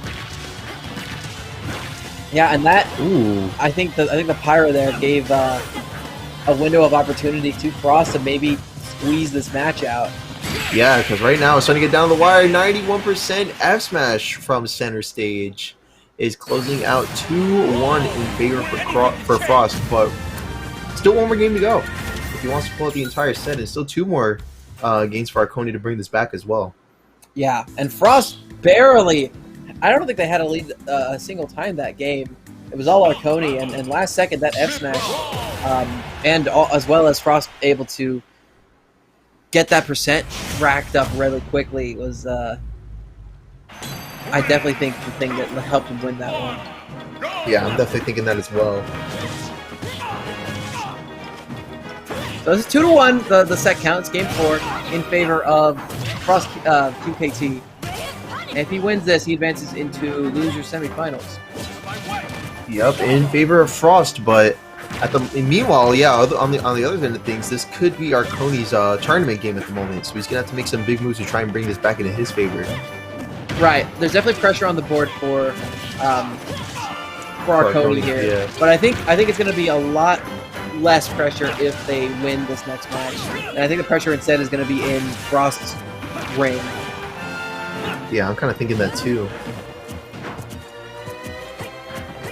Okay. Yeah. Doing it. Okay. I like that from Arconi. Crouching twice.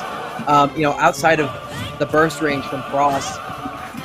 So they could just, kind of bait out these options. They're doing it again. Yeah, doing it once again.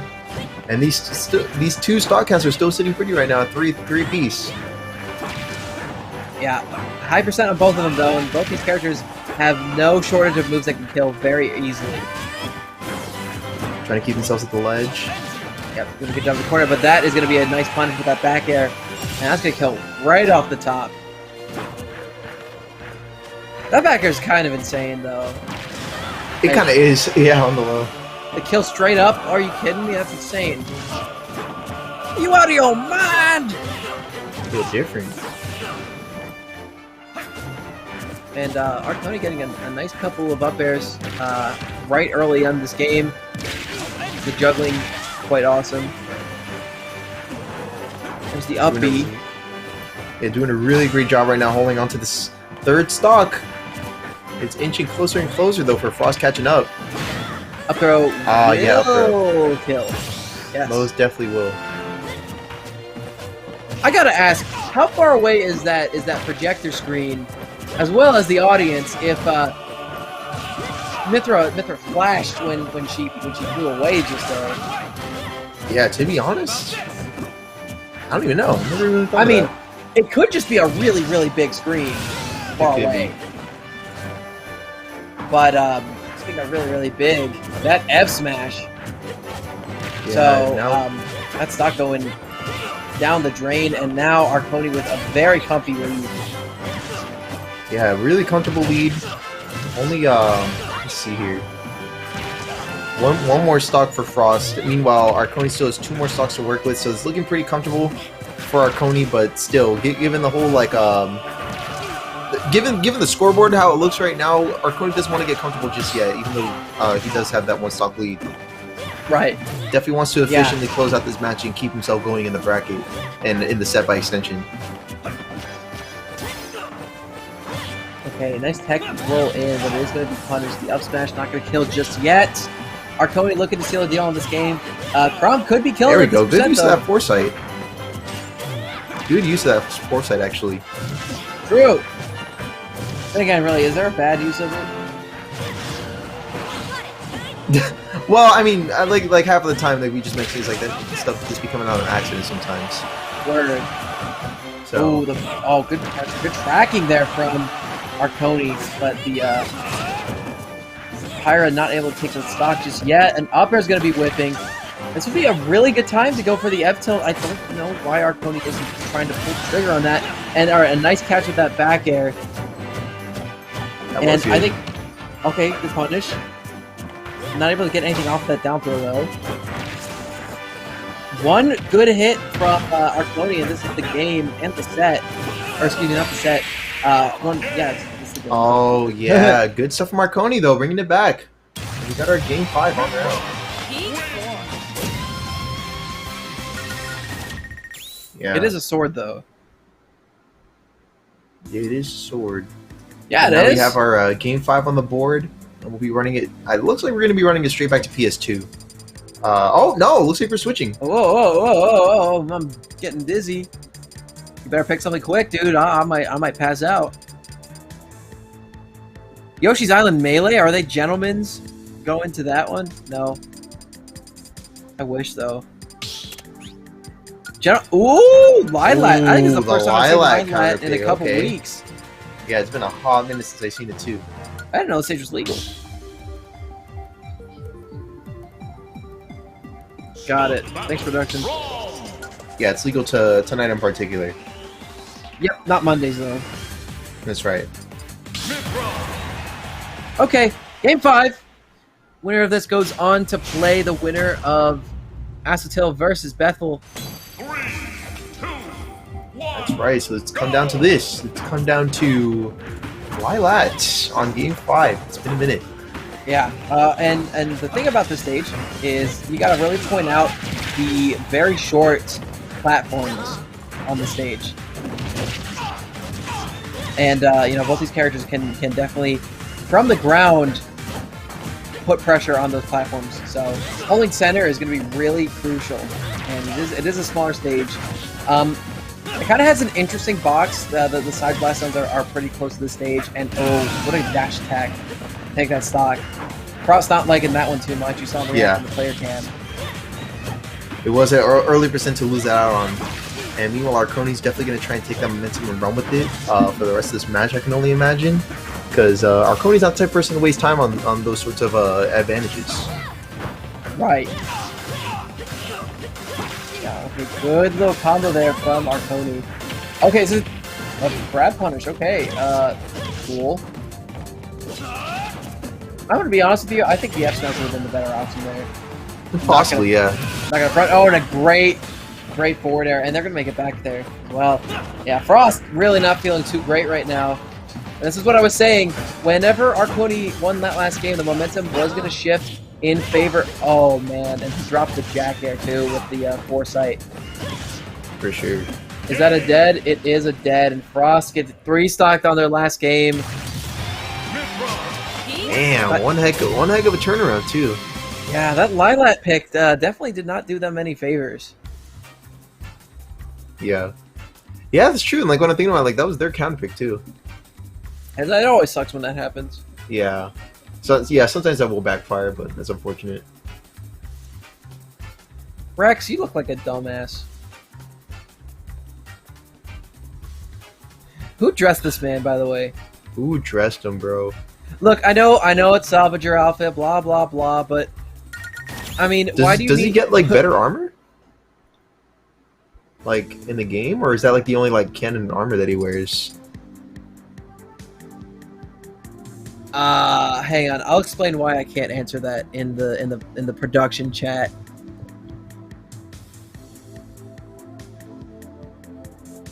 We're just gonna graze right past that one. Anyway. Oh, Yeah. it's a spoiler. Okay. So I guess you want us to get into that. That's fine. Thanks, Taco. But, at any rate, well, I mean, we don't know what it looks like, so it's fine. I do. If you just say it's a spoiler, then we don't have to go into it any further, and that's fine. True. Apparently, yeah. Apparently, him getting different armor is a spoiler, so we'll just not worry about it. But yeah. God damn it. With that said, we got a couple friendlies running in the background. Great to see. Shout out to Beast Tyrese in the back. Great guy. Wait a minute. That's amateurs finals. Obese Tyrese. Yeah. Interrupt the match. I want to see that. Bro, stop the match. Bring him on stream. We gotta No, get that one. we're not. I don't think we're doing Emmys finals tonight. I think I we're going wish we straight did. to loser semis. I think word from And the higher ups I heard about was- that beforehand too, and I was like, I was fine with that, but now I changed my mind. Right. I But want Emmys hey, finals. Acetil 3-0'd Bethel. Bethel with a hell of a run. So it will be Acetil Arconi on stream next for loser semis. Winner of that goes to advance and play against Felix. Winner of that will play Stroder in grand finals. That's absolutely correct. Man, I gotta pace myself on the water. All right, well, let's Excuse see here. Oh, I don't know. You're fine, Nate. We're going to see what's going on here else with bracket. Yeah, it looks like yeah, the only match that we were reading on is just the one that's about to happen right now, which is Arconi Felix.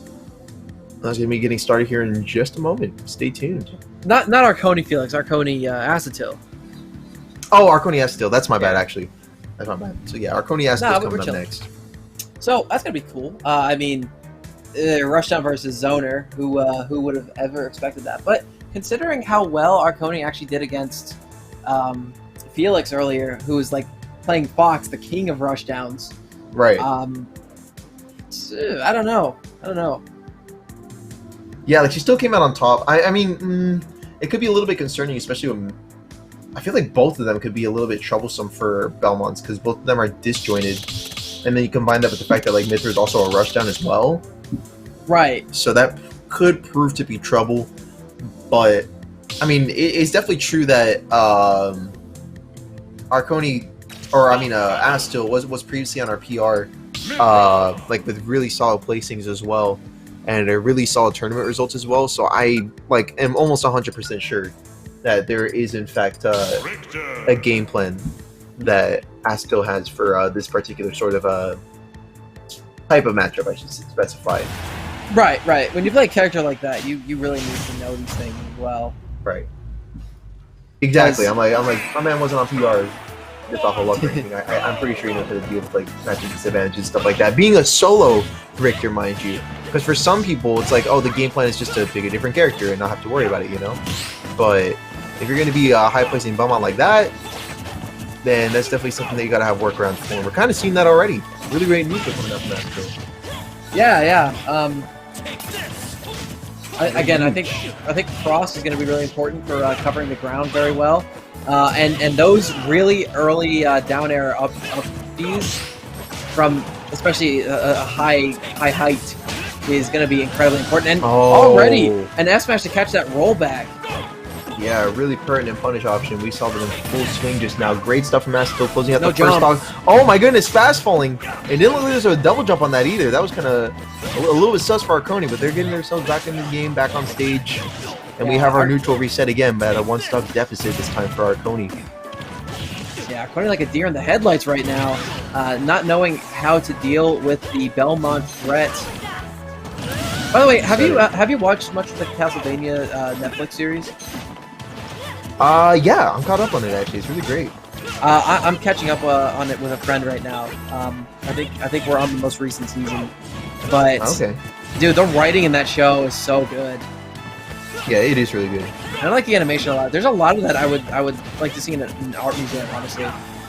I would like to see that too, because they have some really great art styles. Yeah, I love it. I love it. Like, I watched it when I was a lot younger, when it first came out. So, I was a little bit, I guess my tastes were lesser defined. So I was just like, oh, I enjoy this, it's good. But now I kind of know why, like, with the writing and stuff. And I'm just like, dude, it's the writing in that, it's like almost as good as the games. I enjoy it so much. And, you know, speaking of the games, like, platformer is one of my favorite genres, so naturally I do enjoy Castlevania quite a lot. That does make sense. I want to try more of the games in the series. Me too. I played the first one, and not much of the other ones after that. But you know, I was really happy with their inclusion in Smash, though. I gotta be honest. I popped off. I was thinking about maining Simon when he was announced too. Yeah, well, right now we are in the last stock, and Aston's doing a great job of bringing this to a close here. I mean, really controlling this match, despite, like, you know, the concerns that you and I might have voiced at first. Right. But now it's starting to get down to the wire. We were talking a little bit about the disjoints, you know, in favor of Arconi with the Aegis Blade, but you know, the disjoints from our main man Acetil have been really doing paying him dividends, because the spacing has just been completely immaculate the whole match. He very rarely puts himself in a precarious position, and there's the down tilt 1 into down smash, the classic. Yeah, that was good. Great stuff to close out that first match. Yeah, really convincing first game win here with the 2-stock lead.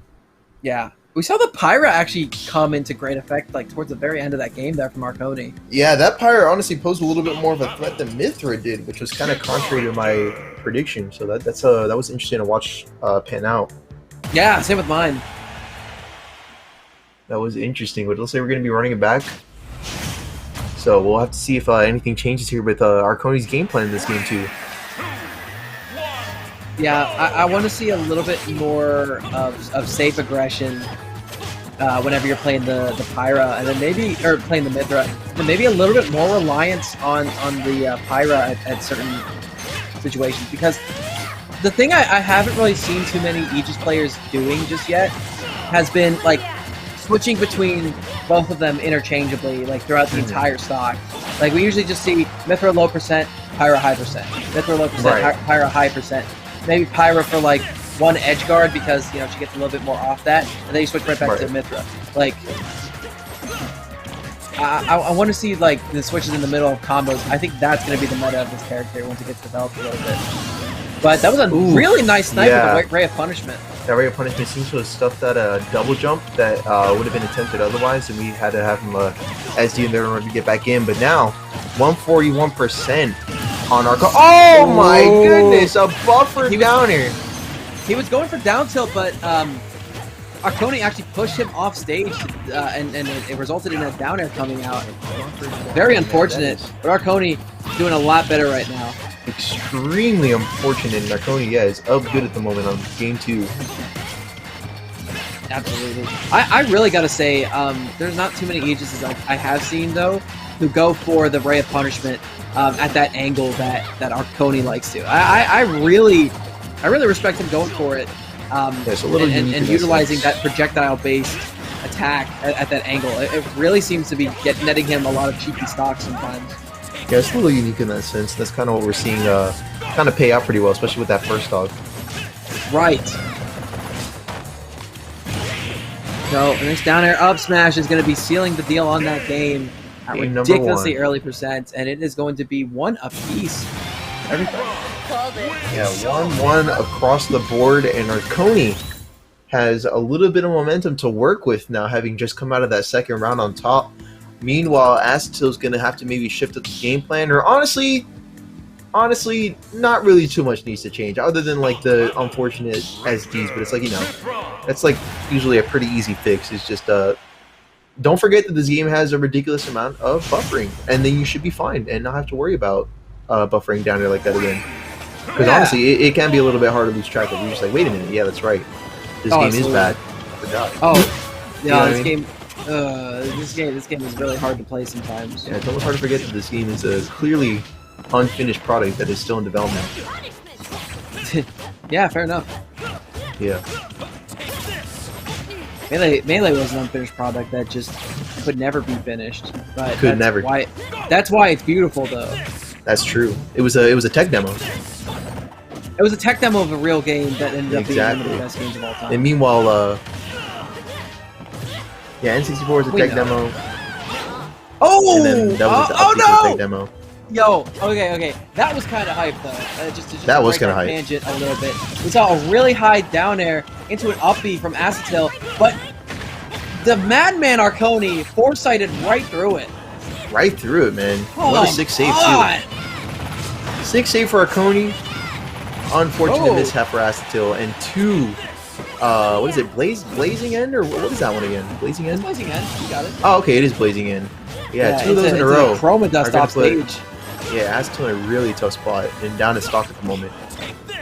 Word. Oh, and they caught the holy water.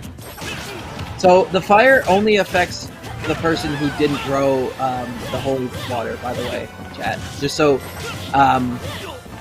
we clear that up, because we did see Arconi go right through it. Now, if the attack gets hit by a projectile or any straight attack and it lands, it's active for everybody. Yeah, that's the case. Good job rolling on a stage though, landing that F tilt.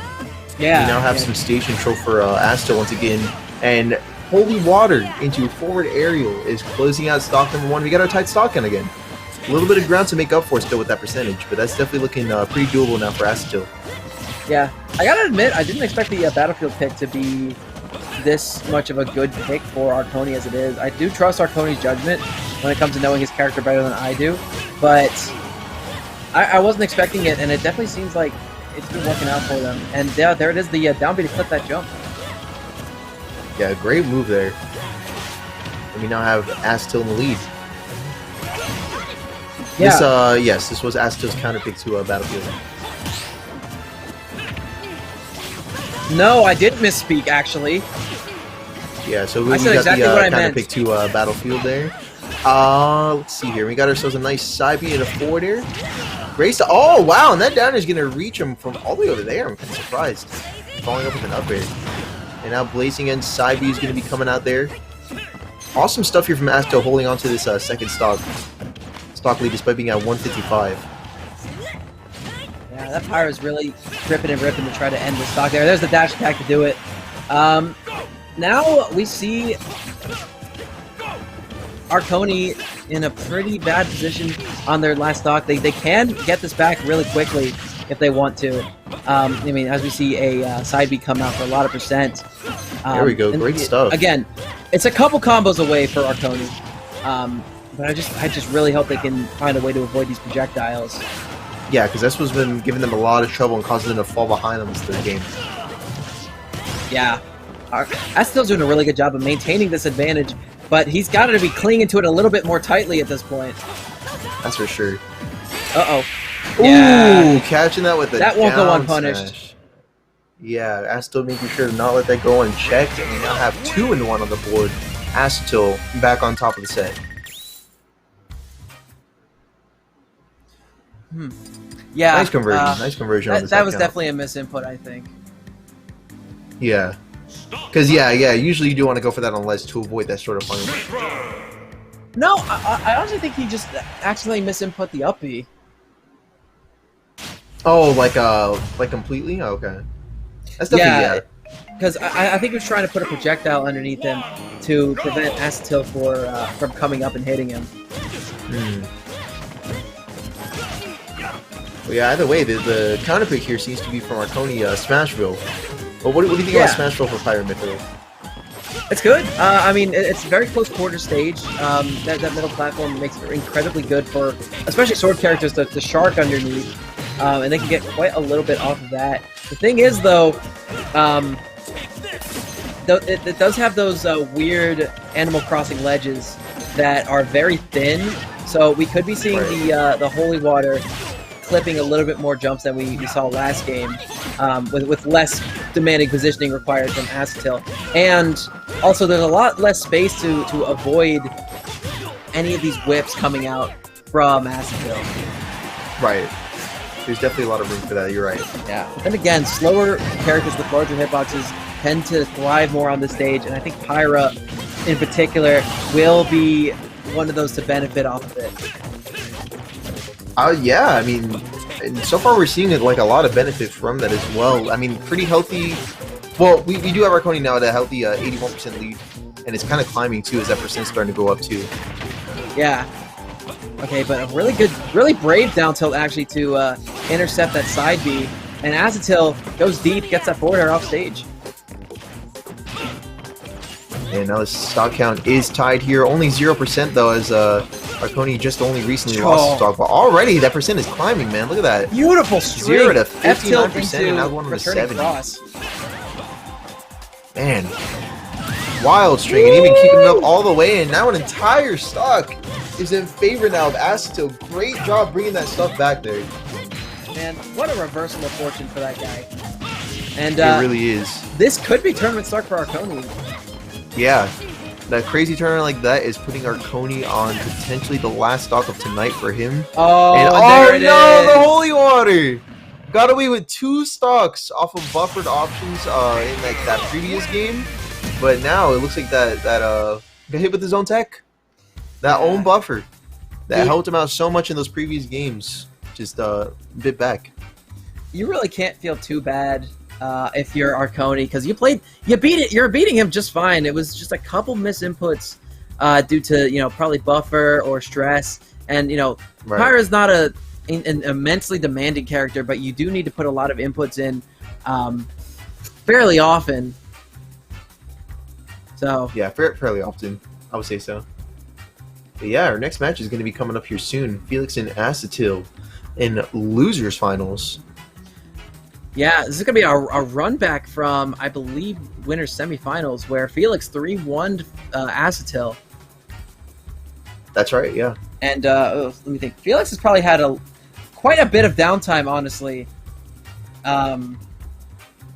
between the last time she played and now.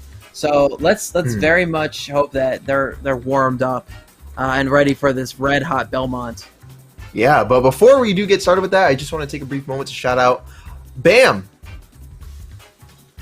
That's not an onomatopoeia, that's the name of the player who has won amateur bracket for tonight on Falco, beating out Obese Tyrese, who was on Ridley in a 3-2 match. That had to be a really fun set to watch. Yeah, it looked like it was. It was a good result for the both of them, and yeah, I want to take a second to briefly shout that out. So shout outs to both of those players. We don't see too many Ridleys around, so it is cool to see one at least make it that far in amateur bracket. So hopefully I agree. We can get them on stream at some point in this series. But shifting gears, we are going to be going back to Felix versus Acetil. That's right. We better get started with that here in just a moment. Word. So I think pretty much everything we said before goes in terms of what the matchup's going to be. Yeah, I mean, we could see Min from Felix. Something tells me that she wants to get right through this and get that run back with Schroeder. But at the same time, getting right through this is not really something that you do with Acetil. Acetil is definitely the type of person to fight that good fight, put those hands up, and basically always bring it down to a close set. I mean, a lot of these sets we've seen have been like very close tonight with Acetil, making a phenomenal run. Yeah, 100%. Battle. Richter. So the time will tell who plays who. we do know that the Richter skin's coming out, and it is going to be the Min coming out. Ooh, I yeah, think, you said it. I'm pretty sure Acetel actually ended up winning game 1. That was the only match they were able to take off. They lost to the Fox pretty much every time. But I think so, yeah. They were able to. Yeah, you said it. Once the Fox Switch came out, kind of changed the game. So I think Felix might be trying to run this back a little bit, see if it's something that's still manageable for her. So far, so good, though. It seems like you did a pretty good job at stopping out a considerable amount of options here in the neutral. Right. Anyway, there's the nice 69% onto Acetil already. It's a very comedic number, I should mention. Yes, quite haha funny. Yes, I gotta say. Very But as we progress through this match here, we still have Acetil taking a little bit more damage now, starting to pile up a little bit as Felix is layering on that pressure with these arms. Catching these arms right now, going up to 91% and going up. Acetil air dodging, unfortunately going to get punished with yet another neutral option. Great stuff from Felix here, keeping controlling, catching the jump forward air attempt with an up smash by running in there, making sure she was out of range and landing that up smash to secure the first stock from the set. You know, it's pretty it's pretty funny that Min has a very similar up smash to Fox's. Just has the added benefit of a little bit of extra height and a reflector on it. Because we do tend to see Felix going for those that same option in very similar situations because it's just an attribute of a character she's already very used to. That's true actually, yeah. Sometimes you just kind of like get the idea of it already because it's kind of just something you're already accustomed to. Oh my goodness, it looks like that double jump was caught, yeah. That double jump was caught, and as she held in, she would have been able to up you back on the stage, but it looks like Acetil was the wiser on that one there and caught with a back air to close out that stock beforehand. So it's an almost even game. You see Felix trying to maintain some distance from Acetil and just catch him out with that. The dragon fire. After that back throw, that was good. That was pretty solid there. Good job jumping out of that holy water to avoid the F smash. We got our down air, no follow up on back air, however. Man, this is a kind of rough matchup. I think Felix is playing it a lot better than she was in set 1 between these two. Yeah, I think she's definitely showing some improvement this time around. Yeah. Acetil's been trying to just catch her out in the open, off stage a little bit, because that was what helped him win before. But Felix is doing a lot better of a job just staying planted, camping the side of the stage, but not getting knocked off. Yeah. Into the side B! Kind of backfired there a little bit, yeah. That definitely would have been a solid closure on this stock there. That's a good punish. And yeah, that down smash will get punished by forward throw. And we will now have our last stock situation. A little bit late to the party, but here it is. It was really smart of Acetil to sit and shield while that down smash was charging. He didn't care that he would take a lot of shield damage for it, but he was able to use that patience and be able to get a free punish for that stock onto Felix. Yeah, let's go ahead and get that holy water in there. Side B is not going to be landing, but we do still get forward air. Still looking pretty good at the moment. Oh, great neutral coming up from Felix, doing a great job at keeping him out, but Acetil still gets in and lands an up B, trying to pressure additionally with forward tilt, and it does pay out a little bit there. Great parry from Felix, being well aware of that back air option. It can be devastating if you don't see that coming. And then we're going to get a hit with the Mega Watt as well, so this is starting to look pretty Felix favored at the moment, especially the percent is displaying that right now. Forward throw is going to be putting Acetil back at ledge as Felix continues to layer on pressure. Alright, and that back air on shield is still laying on that pressure as well. Things are starting to look Acetil favored again as Felix is finding herself off stage. Yeah, oh, she's in a bad position. Okay, but there's that forward throw. Dragon Fire comes out, and it's going to be buffed up right now.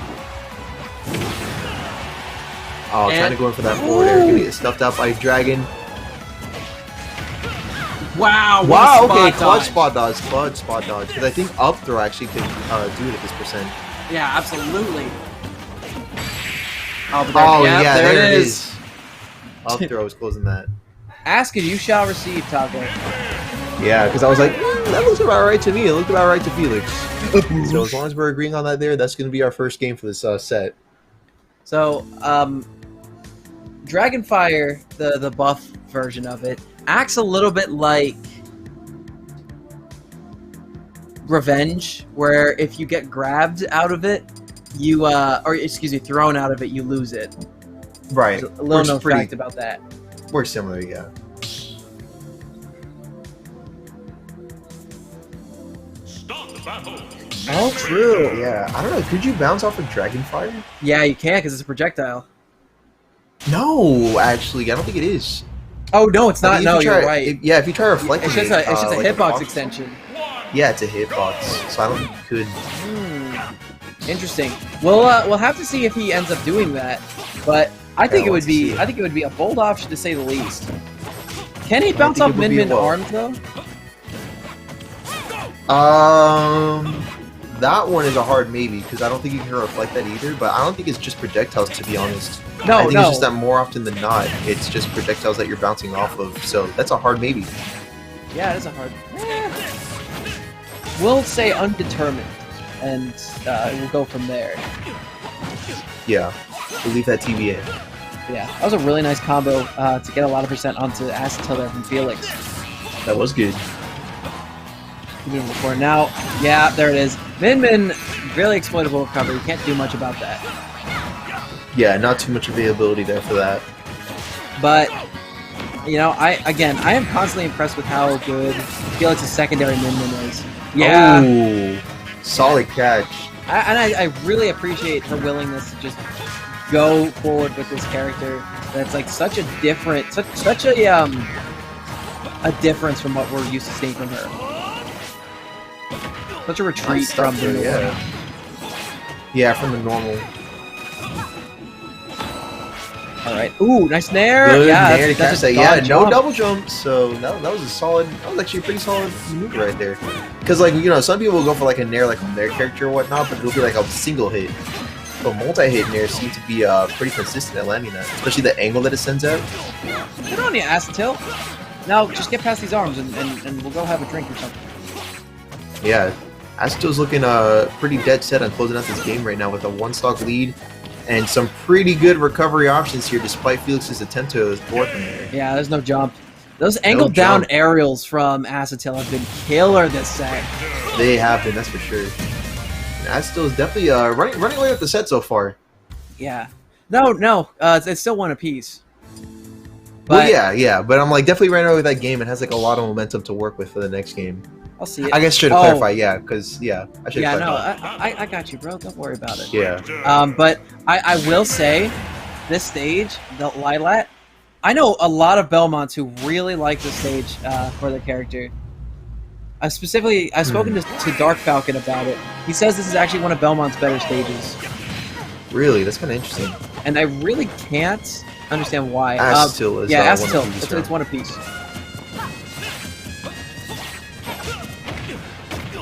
So anyway, but I don't know. Min Min can cover pretty much the whole stage from center. Man, remember? Great job positioning there.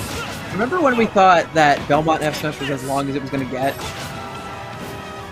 Yeah. And they just keep one-upping themselves? They just kept doing like a Byleth and then Min Min. It's crazy. Yeah, it was Corn F Smash that was like ridiculously long. Then it was Belmont. Then it was Byleth, and then it was now it's Min Min. Right. I can't think of a character that could have a move like longer than Min Min's. Well, Sonic F Smash, but... Yeah. Sonic F Smash. Yeah. Is definitely true. Patrick! Patrick, yeah. Oh, true. Now we gotta start thinking about Nicktoons characters that could outdo Min Min. Yeah. I heard that Invader Zim is probably the best character in the beta right now. Really? Yeah. Dang. Oh, I never... Nice off stage? I guess I always consider myself to play, like, top tiers unintentionally. Yeah, I feel like, yeah, because I'm like, all three of the characters that I play, like, I would be playing them even if they were bottom tier. I played Joker even if he was an F tier. Right. I was gonna play... I play Yoshi if he was a D tier. I mean, Martha's already bad, and I still play him, so True. yeah, there you go. Yeah. I was like, I would have played Zim even if he was bottom tier. Right. Same with like I don't think they're gonna do it, but I really hope they put Uncle Iroh in the game. Oh, who? From Oh, Avatar. from Avatar. Yeah. Yeah, that's a good show. I've been thinking about that show a lot. But again, going back to the match here, the stage pick has really been really good for Acetil, and I'll tell you why. I didn't really know why until I was kind of just watching. It's because of the you know, again, that's a really safe angle for him to throw holy water. Yeah. And Three also stocks. yeah, it was a good 3 stock. And the ability to angle down these aerials has been really, really beneficial for them there. And again, the platform height has really helped with that as well, especially because of the slant. I don't know, it just works really well for that character. I think We do so see too. the fox. Yeah, running it back on Lila. So despite all odds, Felix finds this to be a pretty solid counterpick stage. Just not for Minmin though. We're switching it up to Fox this time around. Right. I'd like to remind you guys that this is Losers Finals. If Acetil wins one more match, they are going to be in Grands versus Stroder. Yes, and on the other end of things, we do have Felix on potentially her tournament match, or on her way to a potential reversal. So we'll have to see how things switch out now that the main man Fox is in the building. Yeah, exactly. And we saw Felix kind of run a clinic over Acetil in winter semis. Oh, that was situation there. Yeah, that could have been like that down tilt that we saw earlier. That could have been nair dodge, just a panic option. But Acetil kept composure in that situation, has found himself back on the stage once again, still even for both players. Yeah. Okay. Good jump cross. You know, clear the landing zone a little bit. Oh, and a nice down tilt to answer that reflection or the illusion. That was nice. Quite. Oh, and a good air dodge from Felix too to avoid that. These guys are really flexing their knowledge of this game on each other right now. Yeah, a lot of game knowledge at play right now. Yeah, great nair from Felix too. Yeah, and speaking of lingering aerials being well used against tether recoveries, we saw it with Acetil onto Felix's Min. Now Felix is using it with her Fox onto Acetil's Belmont. Oof. That upper killed, wow. Yeah, I did. I was like, wait a minute, what? I didn't expect that. Yeah, the ceiling's not particularly high on the stage. The stage itself just sits relatively low. So, you know, it is harder to kill from a grounded position, but I guess double jump up air was high enough to be taking that stock at that percent. That's kind of what I'm seeing right now, too. Yeah. There we go. Solid neutral from Acetil, though, bringing that back to that percentage. However, now Felix is starting to get in a little bit, and if there's one thing that gave Acetil big trouble the last time, it was damage output. But right now, Acetil's doing a great job of getting some damage on himself. Just shy of landing that Holy Water to F smash, but it was at too close for a range for it to quite connect. He's doing really well against Felix's main man right there. Yeah. Alright, cross coming back. Doing a really great job of holding himself right now. But Felix is back on center stage. Down air is going to land. No follow-up ever at that percentage. Good uppy. Gonna bring Felix soaring to the top, but no KO just yet. Back there's air. that angle back air. Tournament stock for Felix. And everything. Yes, tournament stock for the night on Felix, but at 106, a comeback in terms of the stock is pretty doable. But with Acetil's momentum right now, a comeback for this entire game is not going to come for free. Right, it will be hard. It will be a hard-fought thing. And already we see Acetil just doing a really good job of just holding center, gripping onto it like a cat climbing up a tree, bear claws and all. Oh, there we go. Nice up smash. Good stuff. Again, Felix loves that move. It's one of Fox's better kill confirms. Well, kill options, I should say. Right.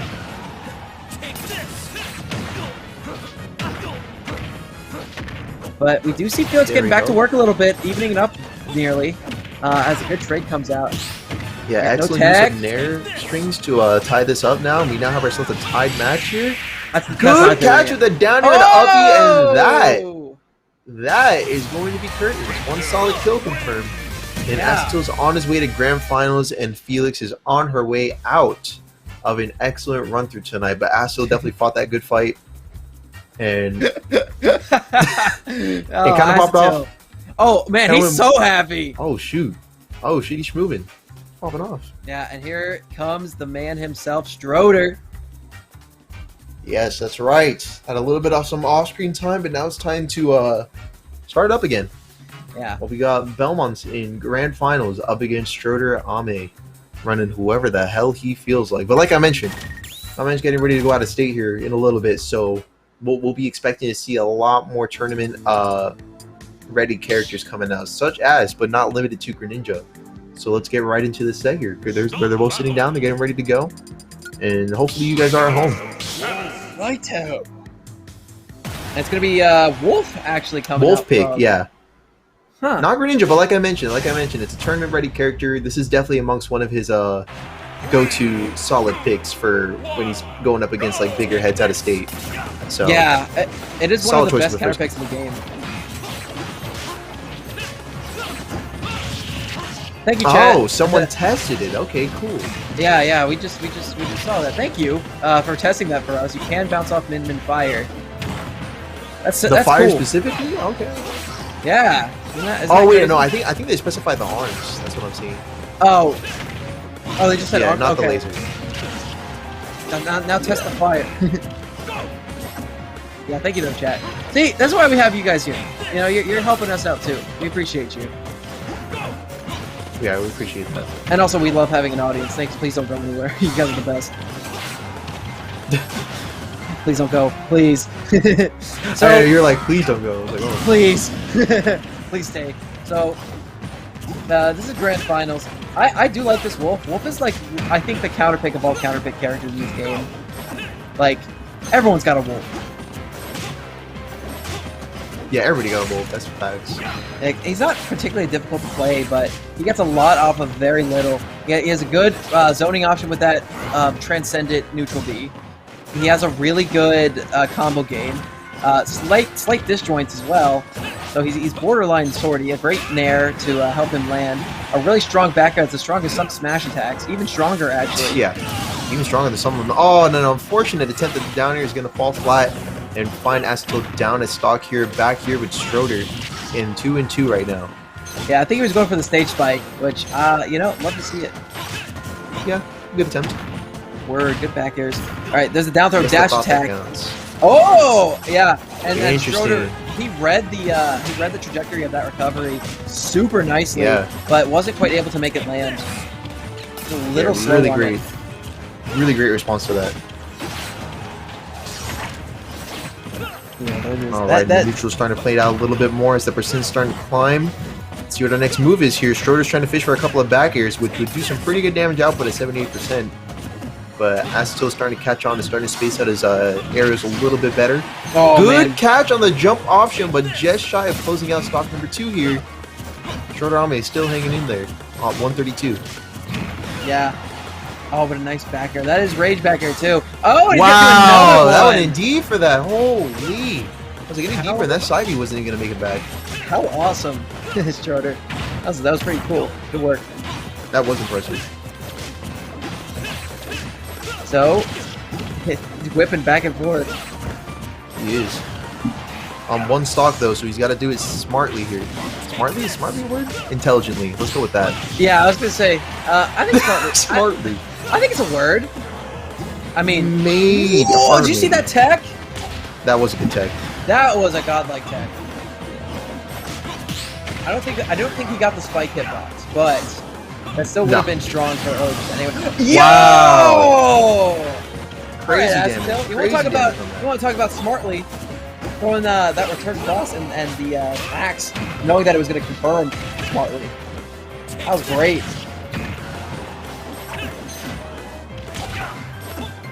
Okay, here we go. Got our Nice. side B catching out the down smash attempt. Good Oh. for a safe recovery, though. I like that option. Yeah, he let the down tilt linger a little bit more so it would catch that spot dodge. Yeah, that was actually kind of intelligent there.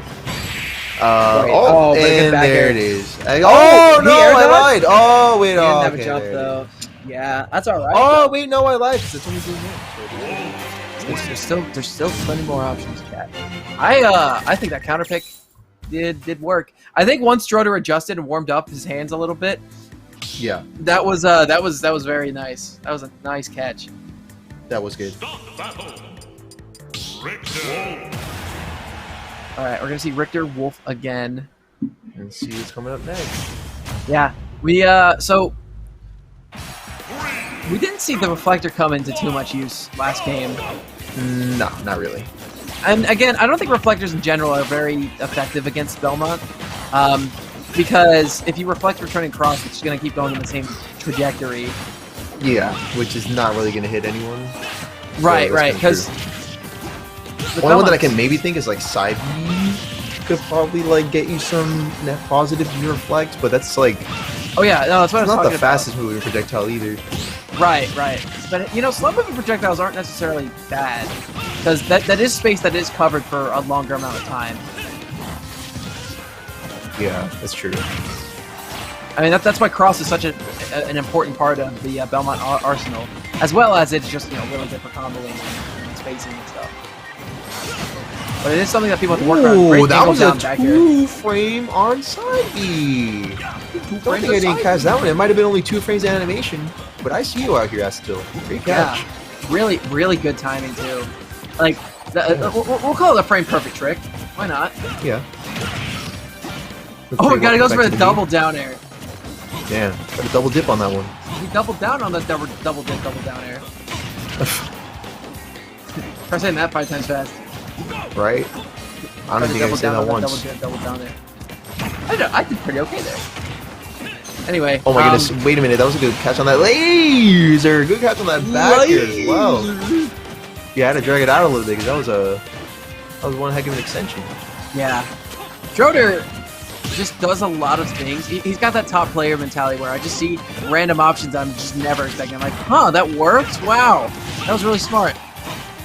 Yeah. Right. Some pretty smart plays. Nair into forward thrower coming out from Astil here, so he's definitely got a couple smart plays up his book right now. And meanwhile, oh, trying to go for another grab. Book. Not quite going to make it to mark. I gotta start using that. That's a funny expression. Up his book.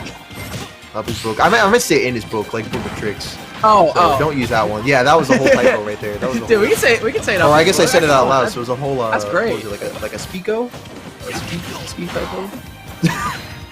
Don't use that one either. That was cringe. A taco? A taco? Yeah, I taco. Dude, instead of a I'm typo, waffling it's a after all. taco. Yeah. It was the taco. Yeah, right now I'm waffling too. That's an yeah, there you go.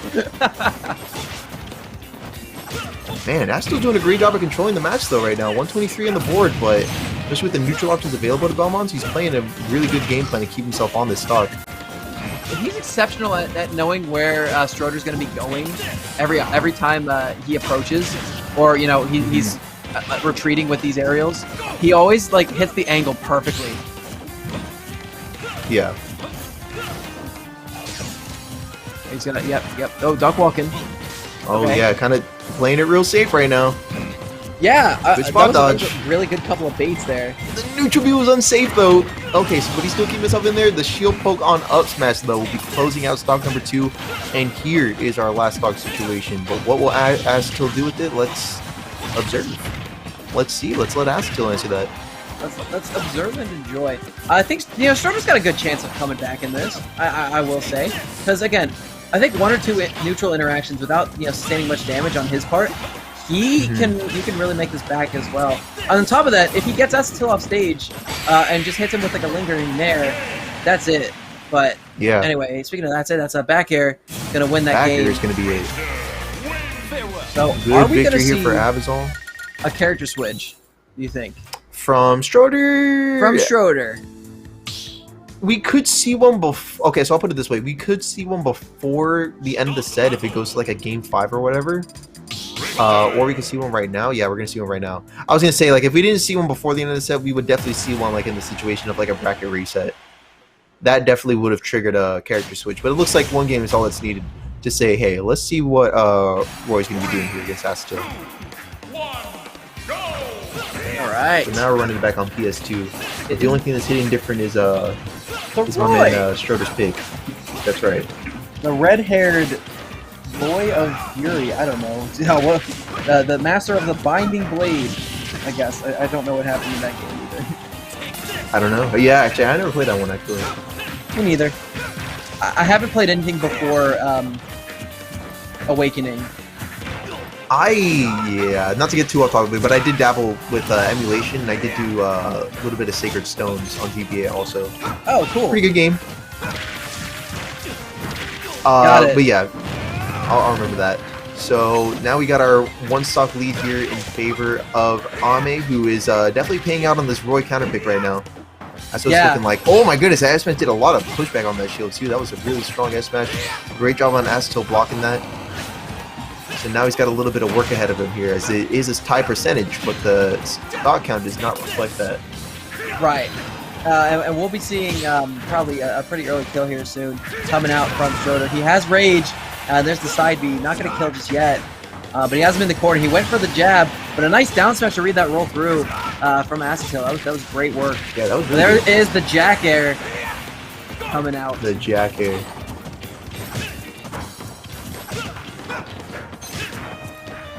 Jack Air and Jeff Smash. The creators of Smash Ultimate. Yeah. Down throw, Nair. Jack Really good Air, string. He man. has him really far off stage now. Or he's not going to clip him with that back air. He tried though, and there's the Jeff Smash. The Jeff Smash is coming in clutch. It is. Not gonna Oh, make and as much as another yet. Oh, and Jack Jack Air. Air is closing it out Wow. once again. Look at that. Mr. Convincing Clean. It's awesome. That was a fierce battle, says Roy.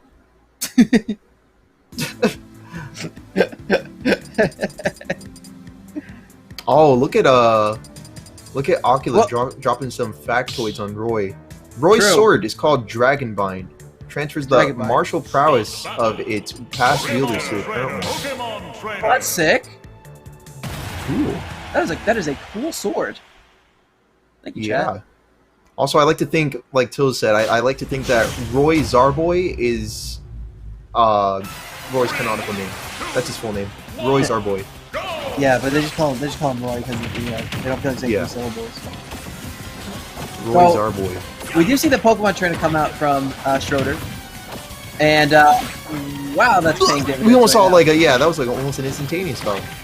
Yeah, that was really smart. I mean, I think the Squirtle pick is huge here because he can use his lingering aerials, like down air and back air, as well as Nair probably at some point as well, to get the tether really easily. Yeah, so it's like, what the heck? That was like 2 takedowns on the freaking platform? Yeah, dude. Was that buffered? Ivysaur dash attack's broken. Like, that move needs to be nerfed. Yeah, literally. Like, that's such a good move. Oh, nice down throw up air. Gosh, yeah, down throw up air. What a solid confirm for that there. Yeah, so we've neglected to mention this game 4. This could be the last match of the set and the night for us. And the Pokemon trainer coming out from Schroeder is making it look pretty in his favor if Astatil can't figure out what to do here. Yeah, looking very comfortable for Schroeder right now. Although that percentage is starting to rise. Astatil trying to go for a down smash to punish a air dodge out of that holy water. Wow, and these make its tech mark though, and chases. yeah, my man is rolling on Ivysaur right now. My man is doing numbers. Good. Oh, nice angle down forward air. A double taunt.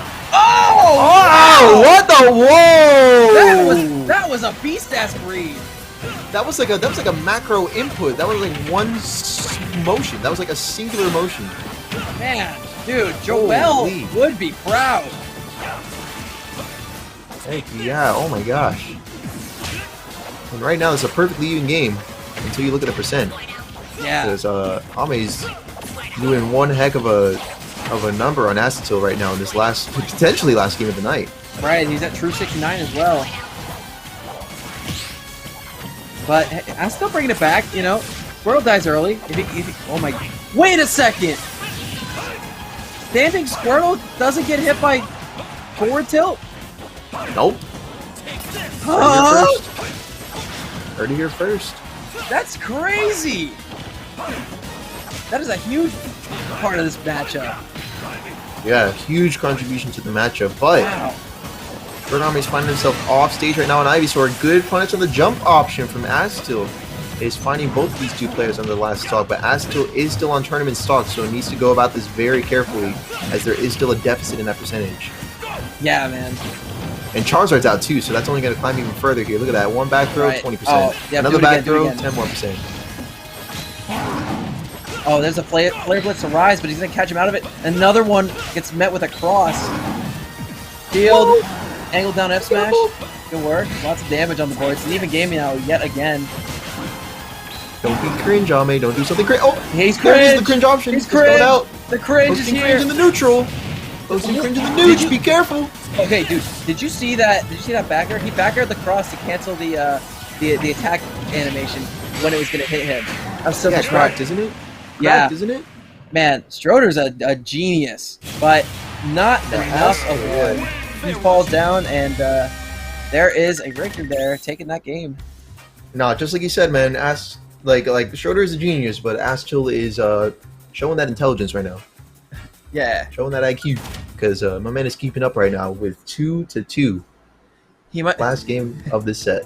he might be smart, but Richter's British. Yeah, Richter is British. Oh wait, So- he's French. Is he? Yeah, I meant to say Christian, right. but I said British. I mean, he's also, yeah, I'm sure, like, He is Christian. all the Belmonts are, like, yeah, that's like a prerequisite for the application of being a Belmont. Right. That's like a job prerequisite. Got to be a devout Christian. Bro, that was a Middle Ages prerequisite, though. Let's be real. That's true. That's true, actually. You know what? You're right. That was a prerequisite of drawing breath. But anyways, on to the next match. We got Schroeder, Angry Ninja coming out. Full swing. Oh, man. Oh, yeah, here's And the so grin. far, we are on Town and City. I think this is the first time we've switched stages in the set, is it not? Yep, you're right. Okay, okay. Yeah, we switched we switched stages, but that was in the previous set. That's right. Right. That was They're starting to like, they're starting to blend together. They're starting to blend together right now. Oh man, this Belmont is just too much. So, hey, this is Schroeder's main, and he hasn't been hit. Okay, well that was still a 0 to death technically. Yeah, yeah. But yeah, barely sustained any damage, and they are already in the percent lead on the stock. Ooh, 2 backers in a row. Look at that. That move is good. Almost like there's not a bad back air in the game unless your name is Little Mac. Literally. Oh, Almost like wow. there is not a single bad backer in the game unless your character is designed to not have good areas. Right. Now I'm trying to think about bad back airs. Just Little Mac. That's it. You don't have to think any further. Right, well, like anyone who's like comparable. Yeah. I really don't think so, though. Not that come to mind, but look at this, Yeah, man. oh, 2 man. stocks in favor of Schroeder He is- Army. Oh! Okay. Little saucy, getting 2 going taunts in down there. swinging. Why not? Astel. You know what? You know what? If Schroeder doesn't do much about this, he could lose. It's true. Look at that. There's that Nair. There it Next is. move here. Ooh, the fire. Bathed in the fires of war. Yeah, the holy water. Holy water, Batman. Uh-oh. Okay, he went for the spike, but... yeah, there it is. Ooh, 2 substitutes in a row. Good night, Miami. And that That was is nice. going to be the set and the match and the tournament here. Schroeder takes yet another win. This time, not even being resetted this week or dropping a man. single... Really close set. Really close set, but no reset this time. I know Krupp was able to get a reset. We have, whoa. Okay. It looks like, yeah, it looks like we pulled out just in That was time. Yeah, it awkward. looks like the entire venue has exploded. Dude, There It are was no the- survivors. it was the monster It was full while it energy. lasted. It finally got into the camera. Yeah, literally. I was just like, oh, wait, everything just kind of died. Well, that's Yeah, fine. It looks like we got it out at the right time. No backer reset this time, like you said, but a good set nonetheless. But with Right. that said, it was a fun bracket. It was a fun bracket to watch. That was a very fun bracket. I really enjoyed it. But that is going to do it for us. But if you guys want to take part on some, some Smash Ultimate this weekend on Saturday, why don't you head over to Smash at Park University? Don't forget about it. It's going to be featuring Ultimate Singles, Doubles, and Rivals of Ether Singles and Rivals Doubles as well in a nice That's spacious 4 indoor events. venue. Look at that. Yeah, 4 events. Count them. 4. Smash at Park. So enjoy it. Master going to be required. to participate, and registration is going to be closing tomorrow at midnight Pacific Standard Time. So make sure if you want to join that, visit smash.gg at Smash at Park and make sure you register if you want to take part in that. But like I said, soon, get in on it. Tap in for some more entrants, bro. We need them in here. We already had like great entrants, like 3 tournaments in a row now. So let's keep it up. Yeah. This isn't gonna be like we don't usually do this on Saturday too, and it's the weekend, so like you don't have an excuse. Actually, no, some people work on weekends, but still, great tournament that we got to look forward to on that. And those of you who work on the weekends, those are the real heroes. The real heroes. You're talking about bad back ears? Yeah, Link Backer is good because it strings into itself. It does like 13 damage. Yeah, it's fast. It's just Little Mac, and Little Mac is designed to not have bad aerial, or it's designed to have bad aerial. So yeah, right. It's a good out of shield option. Yeah, but with that said, it was a fun tournament tonight. Right. Glad you joined it for me once again. I'm trying to think what else. Yeah, we have the Saturday tournament coming up. I'll be commentating for that as well. I'm sure we'll have you on at some point because we're going to be rotating a couple of commentators. So look forward to more talent with ourselves included this Saturday. And what was it? I'm not going to be there. Yeah. Oh, he can't. Because that's no problem. I'm still like 3,000 miles away from y'all. And it's going to be exclusively in-person commentary. So unfortunately, I'm not able to take part in that. But it's fine. I'll be holding down a venue in PA. That's anyway, right. So it is going to be in person. Dang. So I didn't go to the tournament. All right. Well, now I'm actually looking forward to it because I completely forgot that. But yeah, make sure to be masked up though if you are turning up. To everyone that's in chat or to everyone who's watching the VOD for this. I'll see you all there because I just remembered that I'm going to be there. So and I won't. Yes, so we'll have to see from you soon. But in the meantime, that's going to be all from us tonight. So thanks again. Shout outs to Pure Smash for putting this event together. We'll see you guys soon. Thanks for tuning in. Yes, sir. Enjoy. Take care, folks. Have a good night.